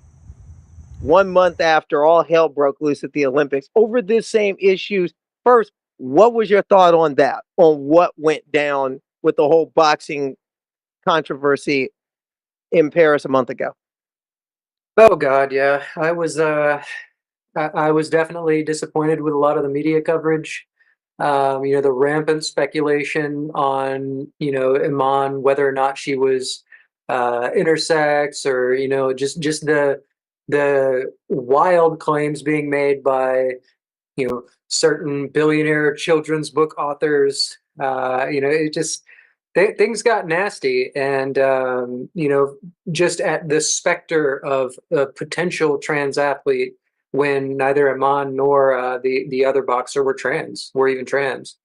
And I guess there was definitely some disappointment from, even the friendly folks that were defending Iman, who don't reserve that kind of energy for trans athletes as well. Would that give you pause based on what you're talking about if you did get that next offer for that next fight? No. I'm still looking for a fight. That's until I can't do it anymore. That's what I'm trying to do. You've probably had pretty similar experiences to me, but I found that sitting in the corner and letting it pass you by, keeping quiet, it doesn't benefit you in any way. But one thing I do know, following your social media, you're keeping yourself in trim, ready to go. Do what I got to do. You're keeping yourself moving, ready to go. But what do you hope people like, especially athletes like us, what do you hope they take from it? Well, I hope I hope that if there's other trans athletes watching it, that they see that that as hard as things are, that we can still kind of plant our feet and start swinging. That we can that it's possible. Even as difficult as things are, that we can make some kind of difference. It's really frustrating that in athletics in general, we're still being sort of pushed out, and there's lots of regulatory stuff not going our way. But yeah, I don't know. I just hope that folks can take some kind of comfort from seeing that it's been done. Since the beginning of this year, we've seen more of the bills getting onto legislative floors. We've seen a 13-year-old girl get called a hulking male. We've seen 2 high school kids get booed. We saw the mess in Paris with Lin Yuting and Amani Khalif. Where are allies screwing up? Let's go there. Where are they screwing up? Their absence. I mean, I spoke with somebody else about this earlier, but like you look at like some of the prominent queer media organizations and supposed trans rights orgs or queer rights orgs that are just kind of stepping back from trans rights entirely. You probably have some idea who I'm talking about. They're more inclined to appeal to advertisers and be entertainment powerhouses rather than actually support trans people. I would say that a lot of it comes down to people are afraid. And, I've often been critical of the cowardice of supposed allies. And, I don't want to drive away potential allies, but right now our current allies aren't doing enough. A lot of them aren't doing much of anything at all. And I think that maybe there's some zero-sum thinking going on. There's folks that are worried about their own standing, and there's a fear that trying to push for trans inclusion, for trans rights, is going to somehow negatively impact their own. And my biggest criticism is that they're just not showing up. Yeah. What was the toughest part of doing this project for you? Because it goes deep in some things that, in some ways, I couldn't blame you if you wanted to bury them. Yeah. Again, it's kind of that moral cowardice, like I'm very frustrated that there haven't been more people with resources sort of giving me opportunities, giving other trans women opportunities. It's extremely disheartening, to say the least. What's been the good that's come from it in the last 3 years of you not only having that fight, but also telling your story? What's been some of the good that's come from it? Well, for me personally, I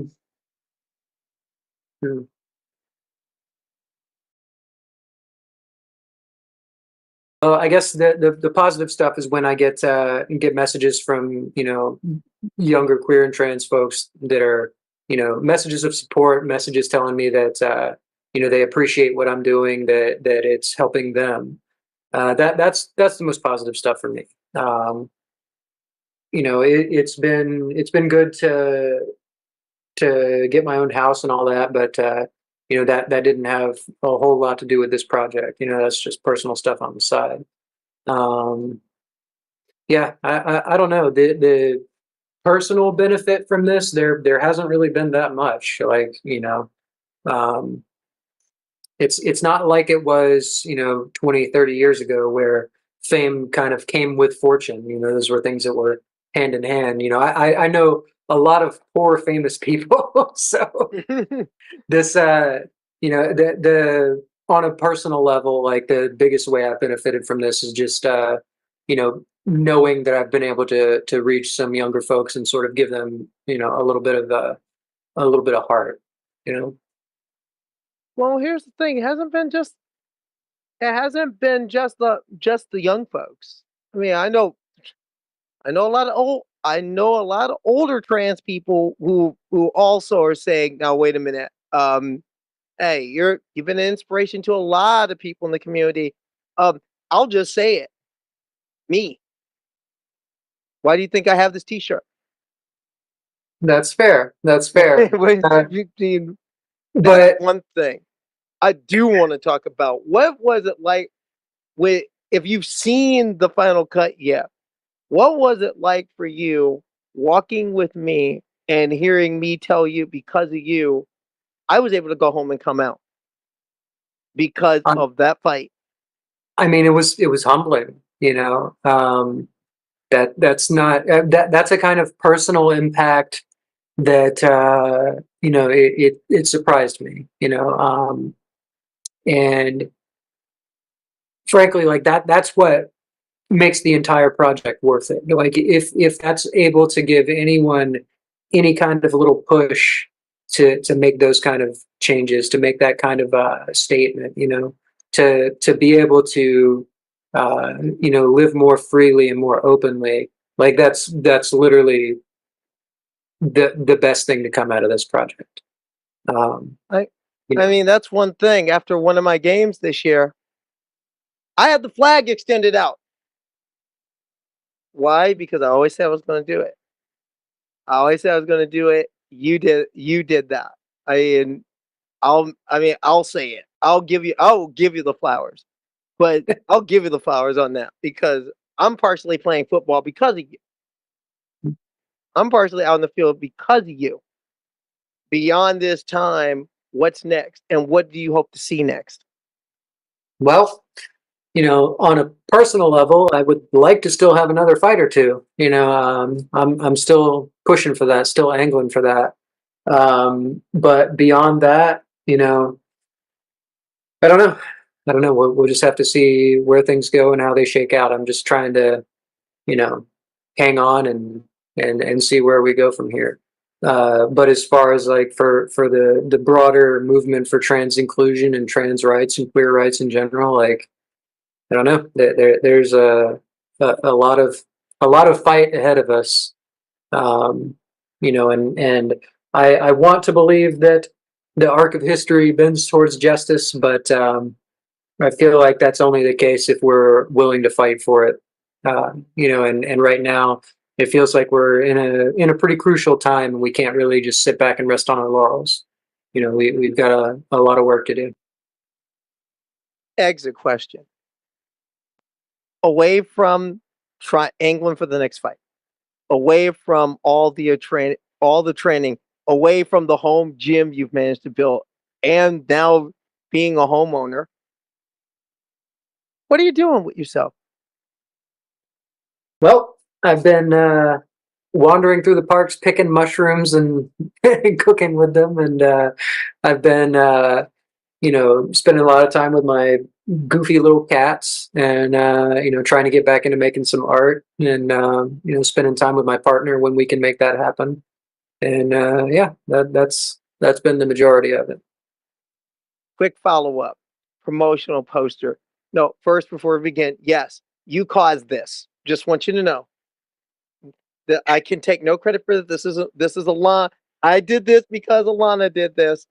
And promotional poster, the sword. Was that an Alana original? That is my sword right there on the wall. I don't know if you can see it right here. Yeah, I see it. That was my sword. Yeah, we put it in a Pelican case and flew it with me to Florida, and it conveniently got lost for a couple days, and then they did locate it. But yeah, that is an Alana original. That's mine. Well, the film is called Unfightable. Check it out. Check it out on VIX starting September 13th. Alana, always good to see you again. You stay in touch. Good to see you too, Carly. For Transposition Sports, I'm Carly Chardonnay Webb.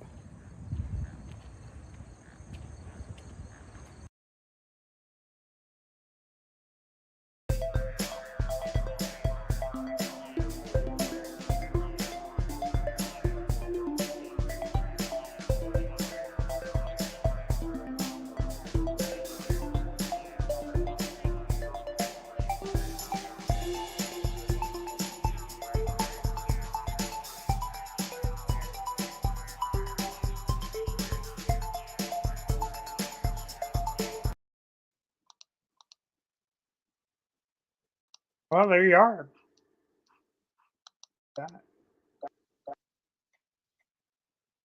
Carl, are you there?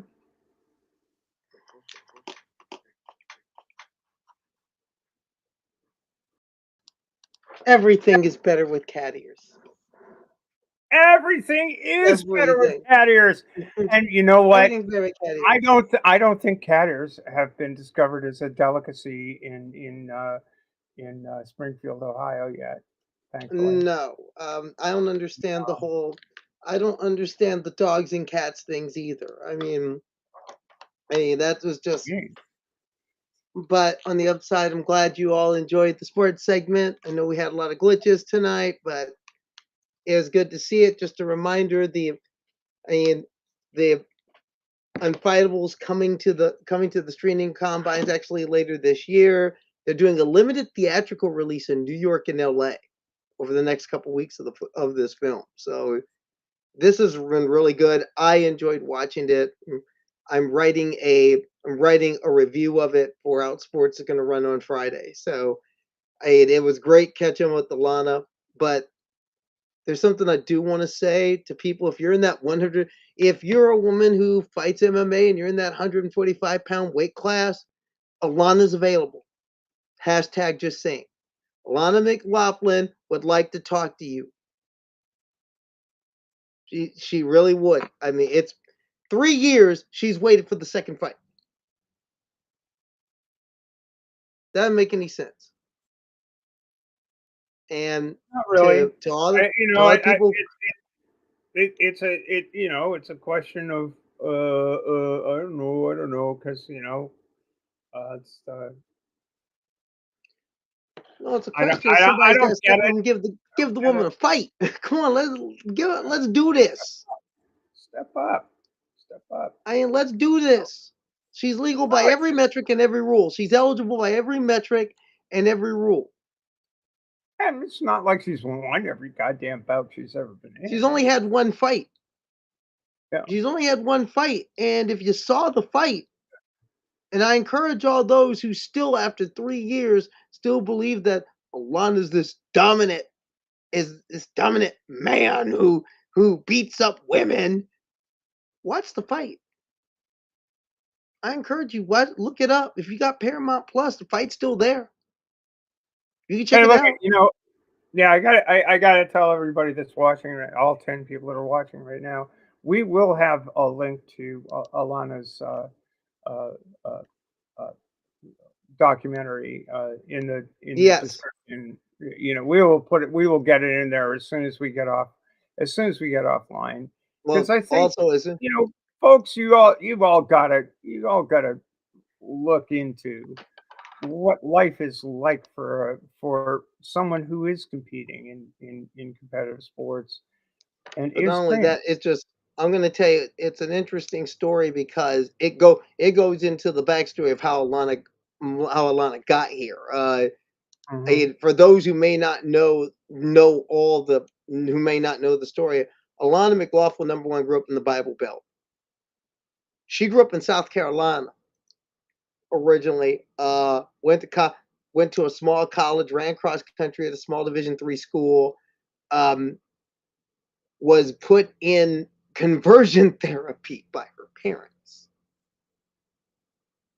as a teenager growing up. Finally, just out of desperation, knowing she knew her truth, had no place to pursue it, and then decided to go into the United States Army. Around about the time when the United States Army was action, she did 2 tours of Afghanistan as a special forces operator in the Army. And all her story is on the backstory, and what got her here in itself could be a documentary just by itself. We got a comment. We just got a comment from Sophia. I don't have my reading glasses on right now. Sophia says there's a stigma for trans women in women's sports, maybe someday. And yes, there is a stigma.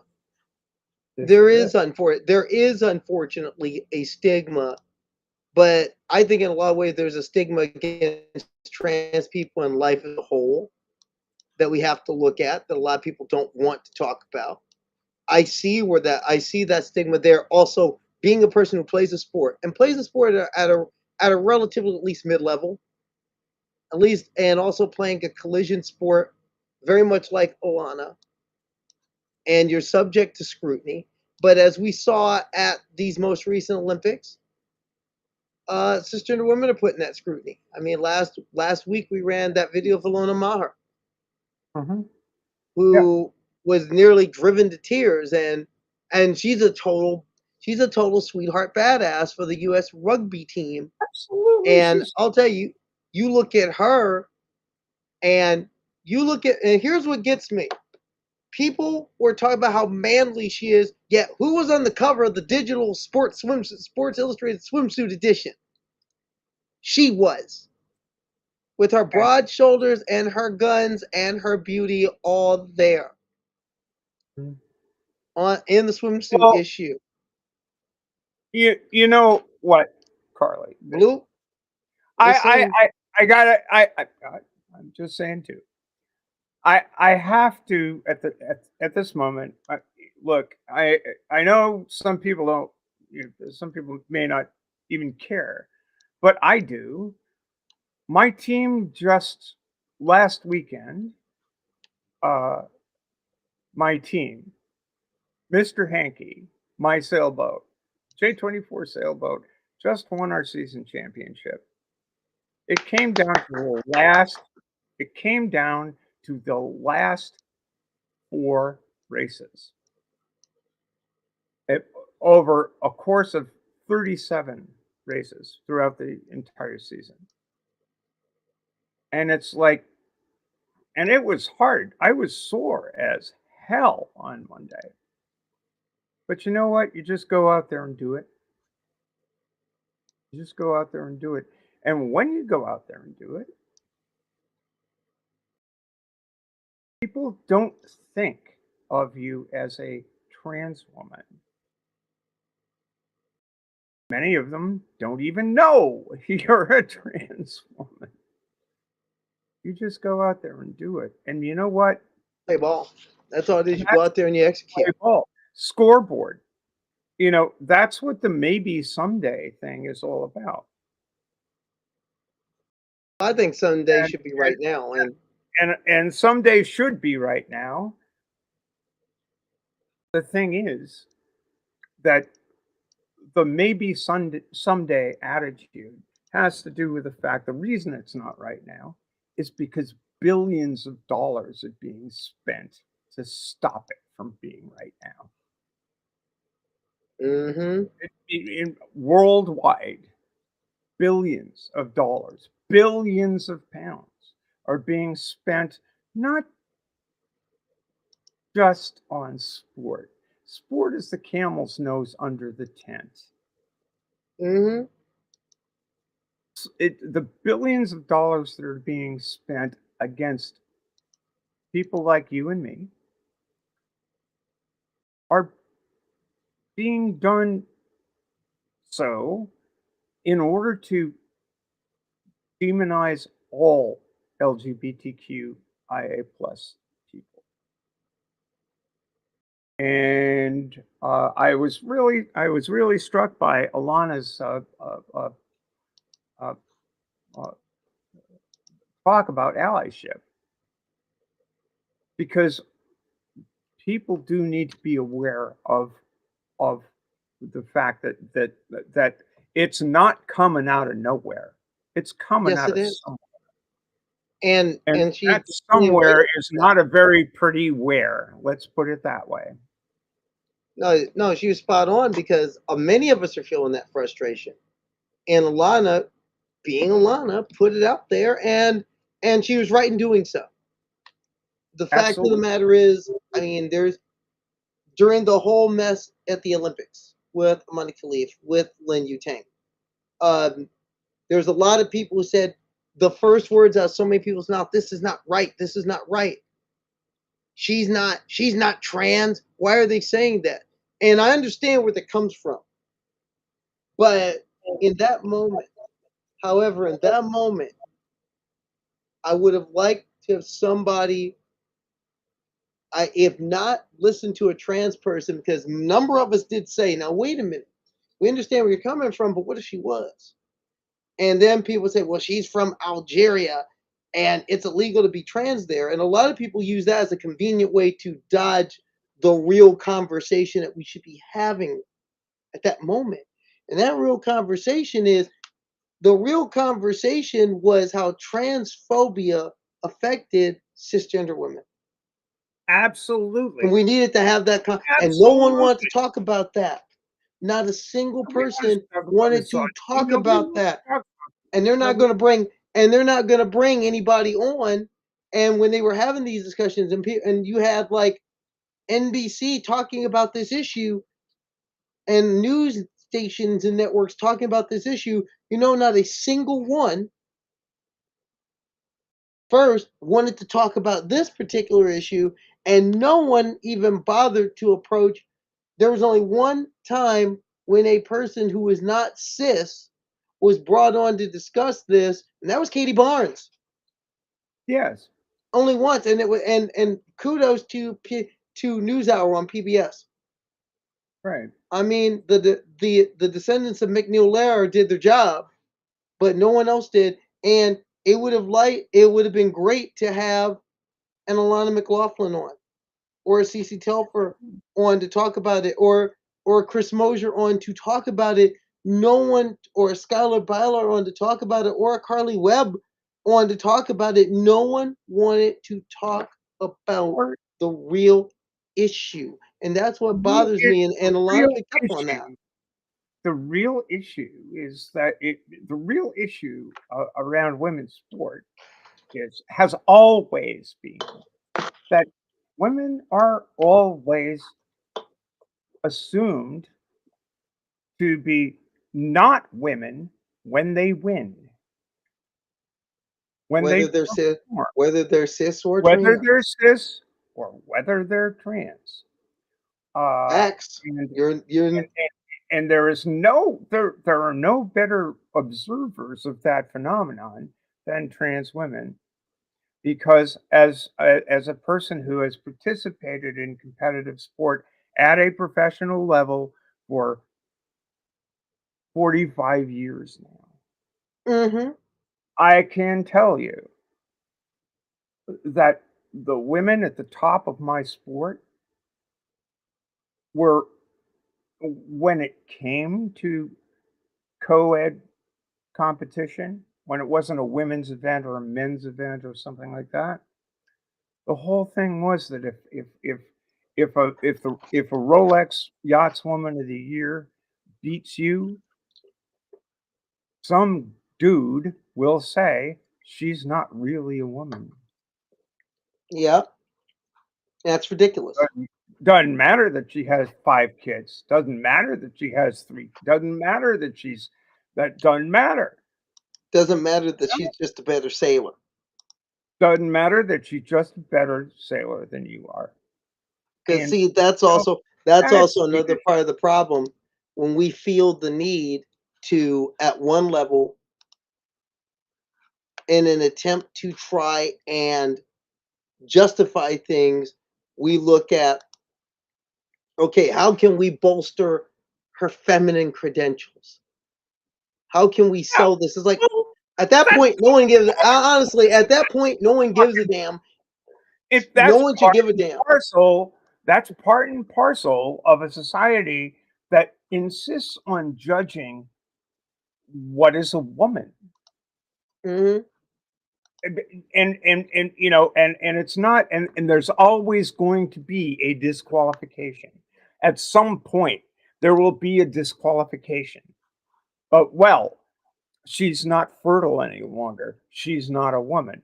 What are you thinking of when you are thinking of a woman, of a 55-year-old woman who is unlikely to bear children again? Well, somehow or another, she's devalued. Somehow or another, women are devalued.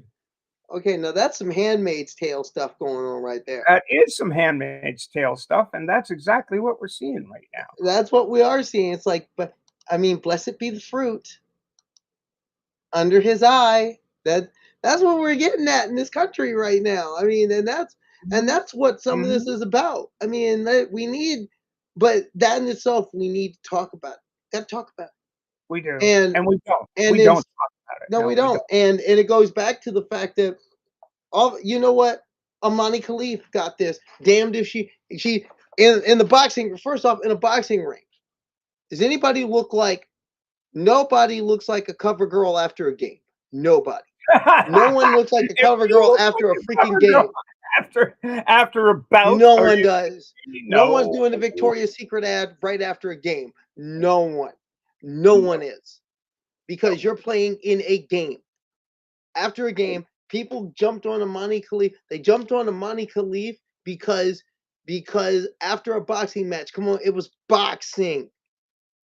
And everybody was saying like she looks like a man, she looks like a man. And then when she did a nice little cover, when she did a nice little magazine shoot, looking cute, got her hair done nice, then you say, oh, now they gotta fam her up. Now they gotta do it. You can't win.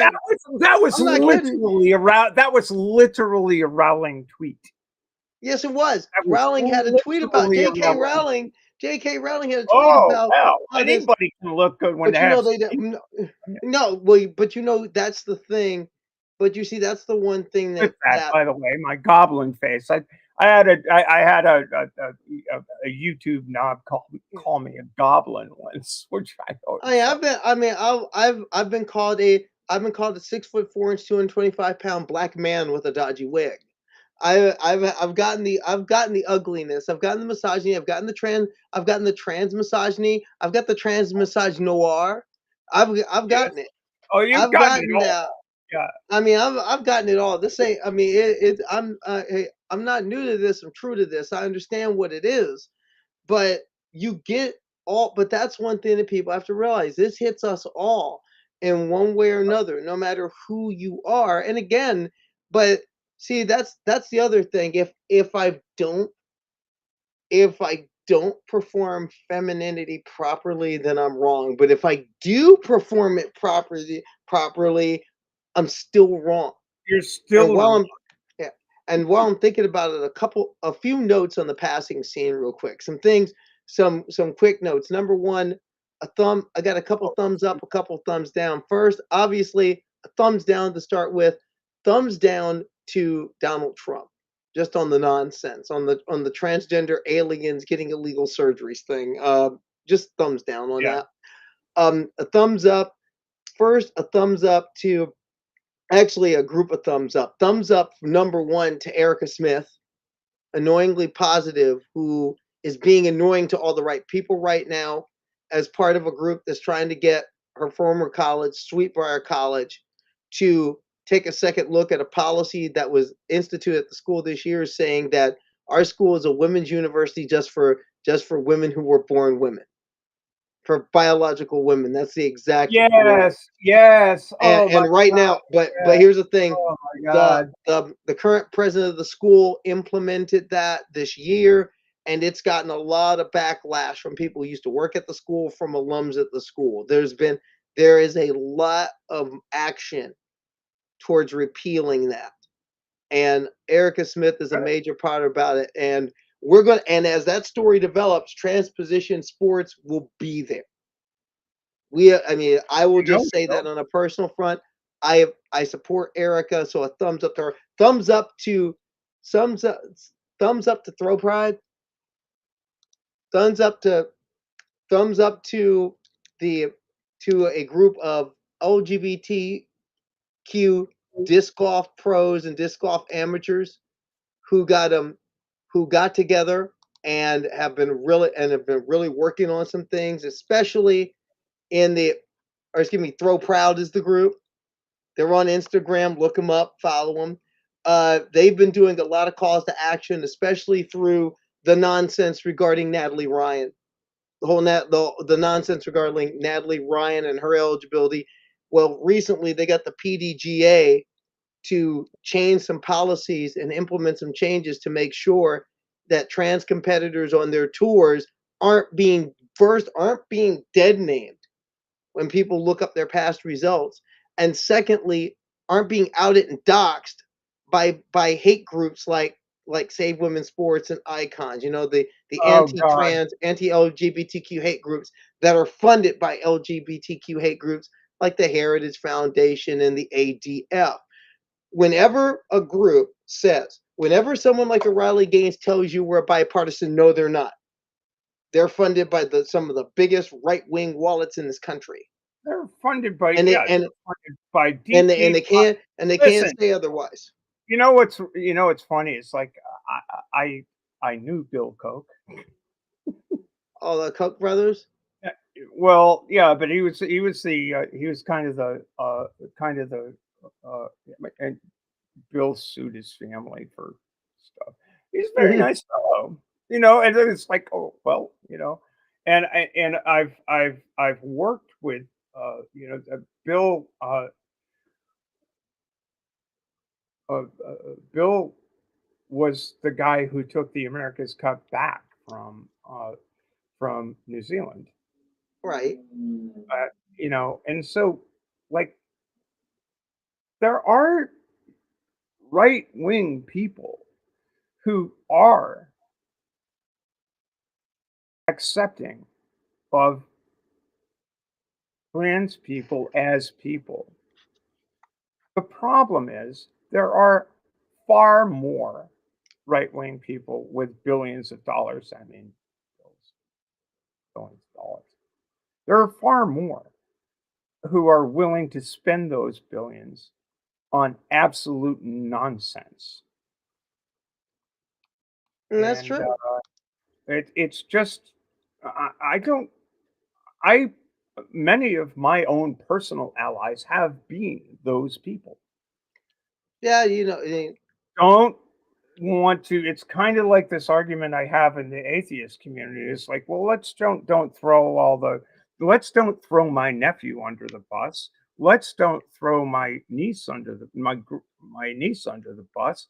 Let's don't throw the people that are really have always been supportive of me under the bus.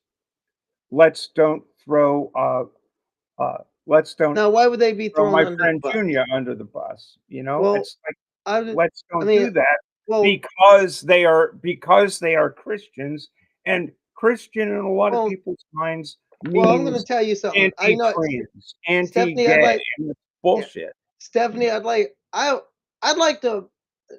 I don't want to pose as a challenge because it's not a challenge, but I would like to offer an opportunity, let's say, because I know you do a great deal. I mean, I know you do. I know that you do a lot with a lot of the atheists who are doing like podcasts and whatnot. Mm-hmm. Well, I'd like an opportunity to come on one of those podcasts. That's entirely. I'd like the opportunity as a foot washing, Bible believing Christian. I would love to come on your podcast. I would love to come. But here's what I want to talk about. No, but here's Carly. Here's what I want to talk about. If you want to do a thing, one. No, but hear me out. This is why I want to come on. Go ahead. I don't want to have a debate over. I don't want to have a debate over belief because I believe in the concept of freedom of religion. I also believe in the concept of freedom from it. Indeed. And religious freedom has those two components. They must have those two components in a democratic society. Freedom in a civil society has those two components. Yes. But I want to talk about why. But I want to talk about an argument that a lot of atheists don't hear from believers. Why standing with atheists on the matter of religious freedom in a civil society is better for believers. It's better for believers. It's better for believers. now we're getting off into a completely different No, topic. but it goes back to what you're talking about is finding where is our common ground, because there is common ground. There Yeah, is common ground. I think there is. I think There's a lot of common ground because, but that's an example of where you like what you're talking about, and I think, but I also think going back to our main point, the point is that, and the point is that when people actually meet people as people, you see it. Because right now, these are esoteric political and academic discussions for many people. Right. These are I mean, the whole point of sports.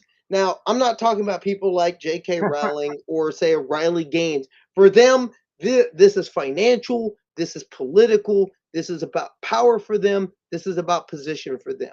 I'm talking about that person who may be saying those same talking points out of rote memory or just out of this is what I heard, but I'm basing this on. I heard. I'm basing this. I heard people were eating dogs on TV. Yeah, but I've heard this. But how many times have you had a chance, for example, to sit down with somebody who is a trans woman who competes? Not many have. Yeah. Not many have. Not many. And I mean, there are many people who've known trans people, but how many trans people they know have actually walked into your locker room, suited up, and fought alongside you, or fought against you? Mm-hmm. It's a whole different deal between the lines, or within the cage, or if it's your boat and your crew against my boat and my crew. Because what you do say is very true. When you're on that field, for example, I know for a fact that people know my truth and people know my creed. But here's the thing: on that football field, or when I told the start line of that race, none of it matters. Yeah, none of it matters. Let me put it this way: to the people that really have their heart in the sport, none of that matters. It's just you're here, you get to compete, let's do this. And to me, any athlete who's worth a damn is going to say, is she eligible to compete? Yes. I mean, Valentina Petrillo was talking about, everybody just saw her as, oh, that's the person from Italy who's pretty fast. She's older, but she's pretty fast. I got to run a good race. And I got to run a good race, or else she's gonna eat my lunch today. And it's the same thing in any sport. Is that if I don't come to play, for example, if I don't come to play, there are people who I play against who can sting me. There are people who I play against in football who have a world. I know a few people in the division I play in who I know I've got to eat my Wheaties that day because they're going to come at you. Right. And one of those is Alana was going on, and actually Phoebe was going on at great length about how sport is not a level playing field. It isn't. No, it's not. The rules are a level playing field. Yeah, but you see, that's all it is. That's all it needs to be. Are level playing that's all it field. needs to be. Just the but rules. Once you're in by the rules, your advantages are in play. That's the nature of competition. You want to be like in sailing. Well, who has she sailed with? Who is she?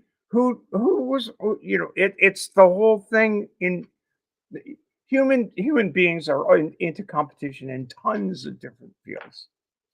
Who did she work for? Who did he work for? And what is his business? What is her business? What can I expect from the education this person has had in their field? It's the same in sport. Yeah, it's the same in sport. How did this person learn the game? What are these person's physical attributes? And you go for excellence if you're putting together a team, and you never put together a team to lose.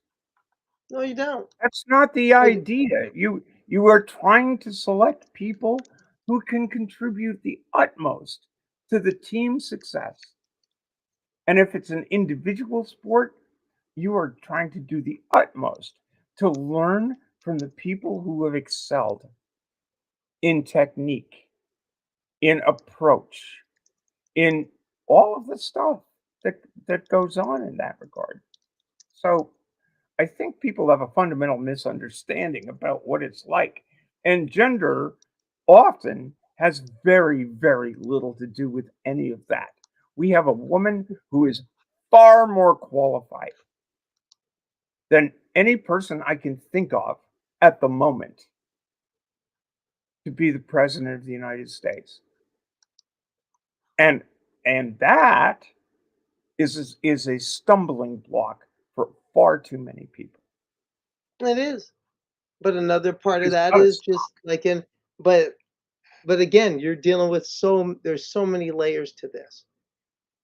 But as far as this goes, as far as just what we're talking about, I mean, be it an Alana McLaughlin who is awesome and inspirational and a badass. And again, I'm encouraging someone, step up, let's sign a fight deal and let's get it on.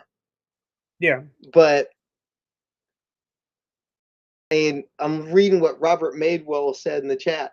I heard that when a woman boxer hits another woman boxer hard enough, it'll turn the first woman boxer into a man. And see, but that goes back to the misogyny of the society that we live in.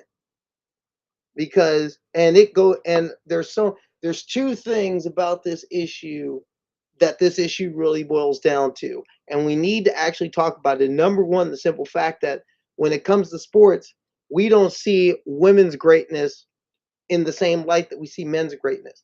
We have to look at the greatness of a woman in sport through a prism of a man, or else we downplay it, or else we'll downplay it in some way, or we belittle it, or we ignore it.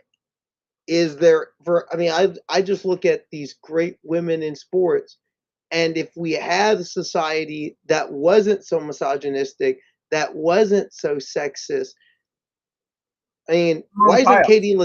why don't you see Katie Ledecky Simone on the women's Biles. box? You ought to see her anywhere. Why don't you see Simone Biles should be in your snap? Shoot, you should open up your snap, crackle, and pop, and Simone Biles jumps out. The winningest, the United States Olympic representative with the most medals ever. Yes, but I look at these great athletes, and I look at these people. Why can't we look at a Diana Taurasi, for example, by her own merit, as a great player, as a great player? I mean, even the player du jour we can't look at. Can't look at Caitlin Clark as a great player because we immediately have to compare her. We have to compare her to a man. And by the way, thumbs down to the WNBA commissioner Kathy Engelbert. You get a thumbs down. You get a thumbs down, Commissioner. You get a massive at Kathy Engelbert, thumbs down. Here's why you get the thumbs down, because you had an opportunity when someone's asking you about the racial overtones surrounding the whole Angel Reese, Caitlin Clark rookie rivalry. And instead you talk about how, well, rivalries are great for the sport rather than dealing with the question at hand. And all you need to say as a commissioner is, okay, the whole race thing is getting a bit out of hand. And the fact of the matter is our league is about 2/3 black, and our league is queer. Our league has tall, gay, mostly black women. And we still have a great league. Come on out and see us. We don't tolerate the racism, sexism, homophobia. We don't tolerate any of it. And that's all she needed to say. And she failed to say that. She sidestepped that one. And the Players Association is jumping on her, rightfully so. And one of the leaders of the pack was Breonna Stewart for the New York Liberty. And I love me some Stewie. The Liberty are my team and Stewie's my player. But I'm going to say this as well. Stewie, your heart was in the right place. But I'm giving you a little bit of a side eye, Breonna Stewart, because you signed that Puma shoe deal to make Harry Potter shoes, to make a Harry Potter version of your Puma shoe. Well, she just wants to get through the wall at station platform 9.5 or what. Brianna, I'm speaking as a New York Liberty fan who is also loves UConn women's basketball and loves what you do in that court. But I'm going to tell you also, as a trans person at this time, not a good look. Not a good look. I'll admit it. When you come to when the Liberty come back up to play the Sun in Connecticut, I'm gonna boo you. Stewie, I love me some Stewie, but I'm booing you for that. I'm side eyeing you for that, Stewie. Not cool. Not cool. And Commissioner Engelbert, Well, not cool. You got to call out the it comes a point where you have to call out the nonsense and protect your players.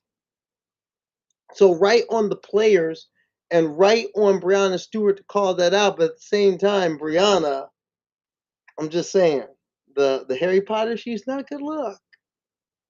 And it's not a good look. You got some splaining to do. That's all I'm gonna say about that. But again, we're talking about how everyone watches women's sports. That's a good thing. So let's actually watch, but more importantly, let's everybody respect women's sports. And we saw a piece of that respect when Alex Morgan's retirement over the weekend, her last game. The fact that game, or that her last game was simulcasted on all of the broadcast partners of the NWSL. That's a big deal. That's a huge deal. That's a huge deal. They have 4 broadcast partners: CBS and ESPN, Paramount Plus, and they have a 4th broadcast. They have 4 broadcast partners, and they all simulcasted Alex Morgan's last game. Well, I've said it before. The better part of my professional career has been encouraging women to get into the game, and it's had an effect. We've got more women sailors competing. They're winning. They're good, and I'll tell you honestly. 30 years ago, that was not the case. There were more women involved in the officiating on the officiating side of the sport. There were more women involved in the administration of the sport, and it's it takes a lot of effort to convince women that I can do this. Even that's part of the thing. And my whole thing when it all comes, a lot of people say that, oh, I don't understand why there needs to be women's sport. But it needs to be women's sport at least at the going back to the maybe someday thing. There needs to be a separate space because women have been excluded into the broader space, and they don't think. They haven't been brought up to think over the course of the way society works, and this is the intersection of sport and society. They don't think they have a chance, and they do. They do. You need to change the assumptions within the social parameters you're working within in order to convince women that they can make it. Yes. And we have. I believe that the vice president may be the first female president of the United States. It's a long time coming. It's not unusual throughout the world to have women leading a nation, but we're late to the party, and things are changing. And I think my friend Katie Montgomery it's like it'll take a while, but I think that it will change. These people are clinging on to the past, and it won't last. Can't last. People will figure it out. That's true. They're clinging to the past. We're moving forward. I mean, there is a question that DJ Ugly, a comedian, asks this pretty often. What type of world do you want to live in? Do you want to be the Flintstones or the Jetsons? Which one do you want? Dane, stop this crazy thing. Crazy thing. But that's a real question. Do you want to be the Flintstones or do you want to be the Jetsons? And there's a lot of people who want to stay back there. Who want to stay back there and be the Jetsons. There are some people that really truly want to be the Jetsons. Me, no. I never want to live on the Jetsons world. I never want to live in the land of the. I mean, some of y'all want to go so far back you're in the land of the lost. I mean that's how far you really want to go back. I want to move forward. I want to live where we live forward, where we're living and where we're living in a good place. Because we can get there. I really do. I think that these old ideas are old and tired, and maybe it just takes a generational change in leadership for people to realize that it is possible to see a generational change in leadership. And quite honestly, in my 70 years, there haven't been that many. And I'm very hopeful that there is a bit of one. Well, Anyway. I could tell you. But here's another caveat, and we're really kind of going off into another caveat is don't think that because the change happened, your work is not done. Then the work's beginning. This is something that Alana said that I agree with entirely. The arc of history may bend towards justice, but it won't do it unless you keep bending the bow. You can't string the bow unless you are pressing down on it. And for people of my generation who thought maybe we'd achieved something in 1965, 64, when it comes to racial justice, maybe folks like me, like white folk, thought, well, that fight's over. Look, we passed this. We passed a couple of civil rights bills, and guess that's it. We should put our feet up and relax. No, you can't. You can't, because the forces that were standing as stridently athwart the progress of history are always going to be there. And Matt Walsh is not a boomer. All of these people that the social influencers on TikTok that are appealing to right-wing kids are not boomers. They're yours. And you can't forget, they could win, because the people of my generation who let it go, guess who won? Guess who won? True. It's up to you guys to look around you. Look around you and fight the forces that are never going to go away, because they're not ever going to go away. Everybody's going to want to go back to some idealizing. It's like I forget who said it. It was a random comment in social media somewhere. It's like everybody wants to be 20 again. Well, guess what? you're never going to be 20 again. Mm-hmm. You just have to look at what's around you and fight the forces of injustice, intolerance, incivility. You need to keep having those discussions, and in order to keep having those discussions, you need to keep a democracy where those discussions can be had. Yes. And if you don't keep that, I'll go back to Ben Franklin. What form of government have you provided? A republic, ma'am, if you can keep it. And keep it. Thank you for coming to my TED Talk. I wonder where is Bree right now? I know.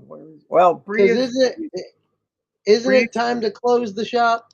Bree's somewhere in Illinois, and I was going to run it until we usually run 2.5, 3 hours, and it's coming up on 3. What do we got right now? We've got it's telling me it's got I don't know. Well, But it's time to close. And so we are going to close. And thank you, Carly. Thank you, Ember. Hope we did okay, Bree, with all of the glitches that we had. But for the transpositions, I remain Stephanie Helms, and I'm Carly Chardonnay Webb. Good night, everyone. come on back next week. Next week we have Luxander as a guest, and if you don't know Lux, you should know Lux. And Looking forward to that.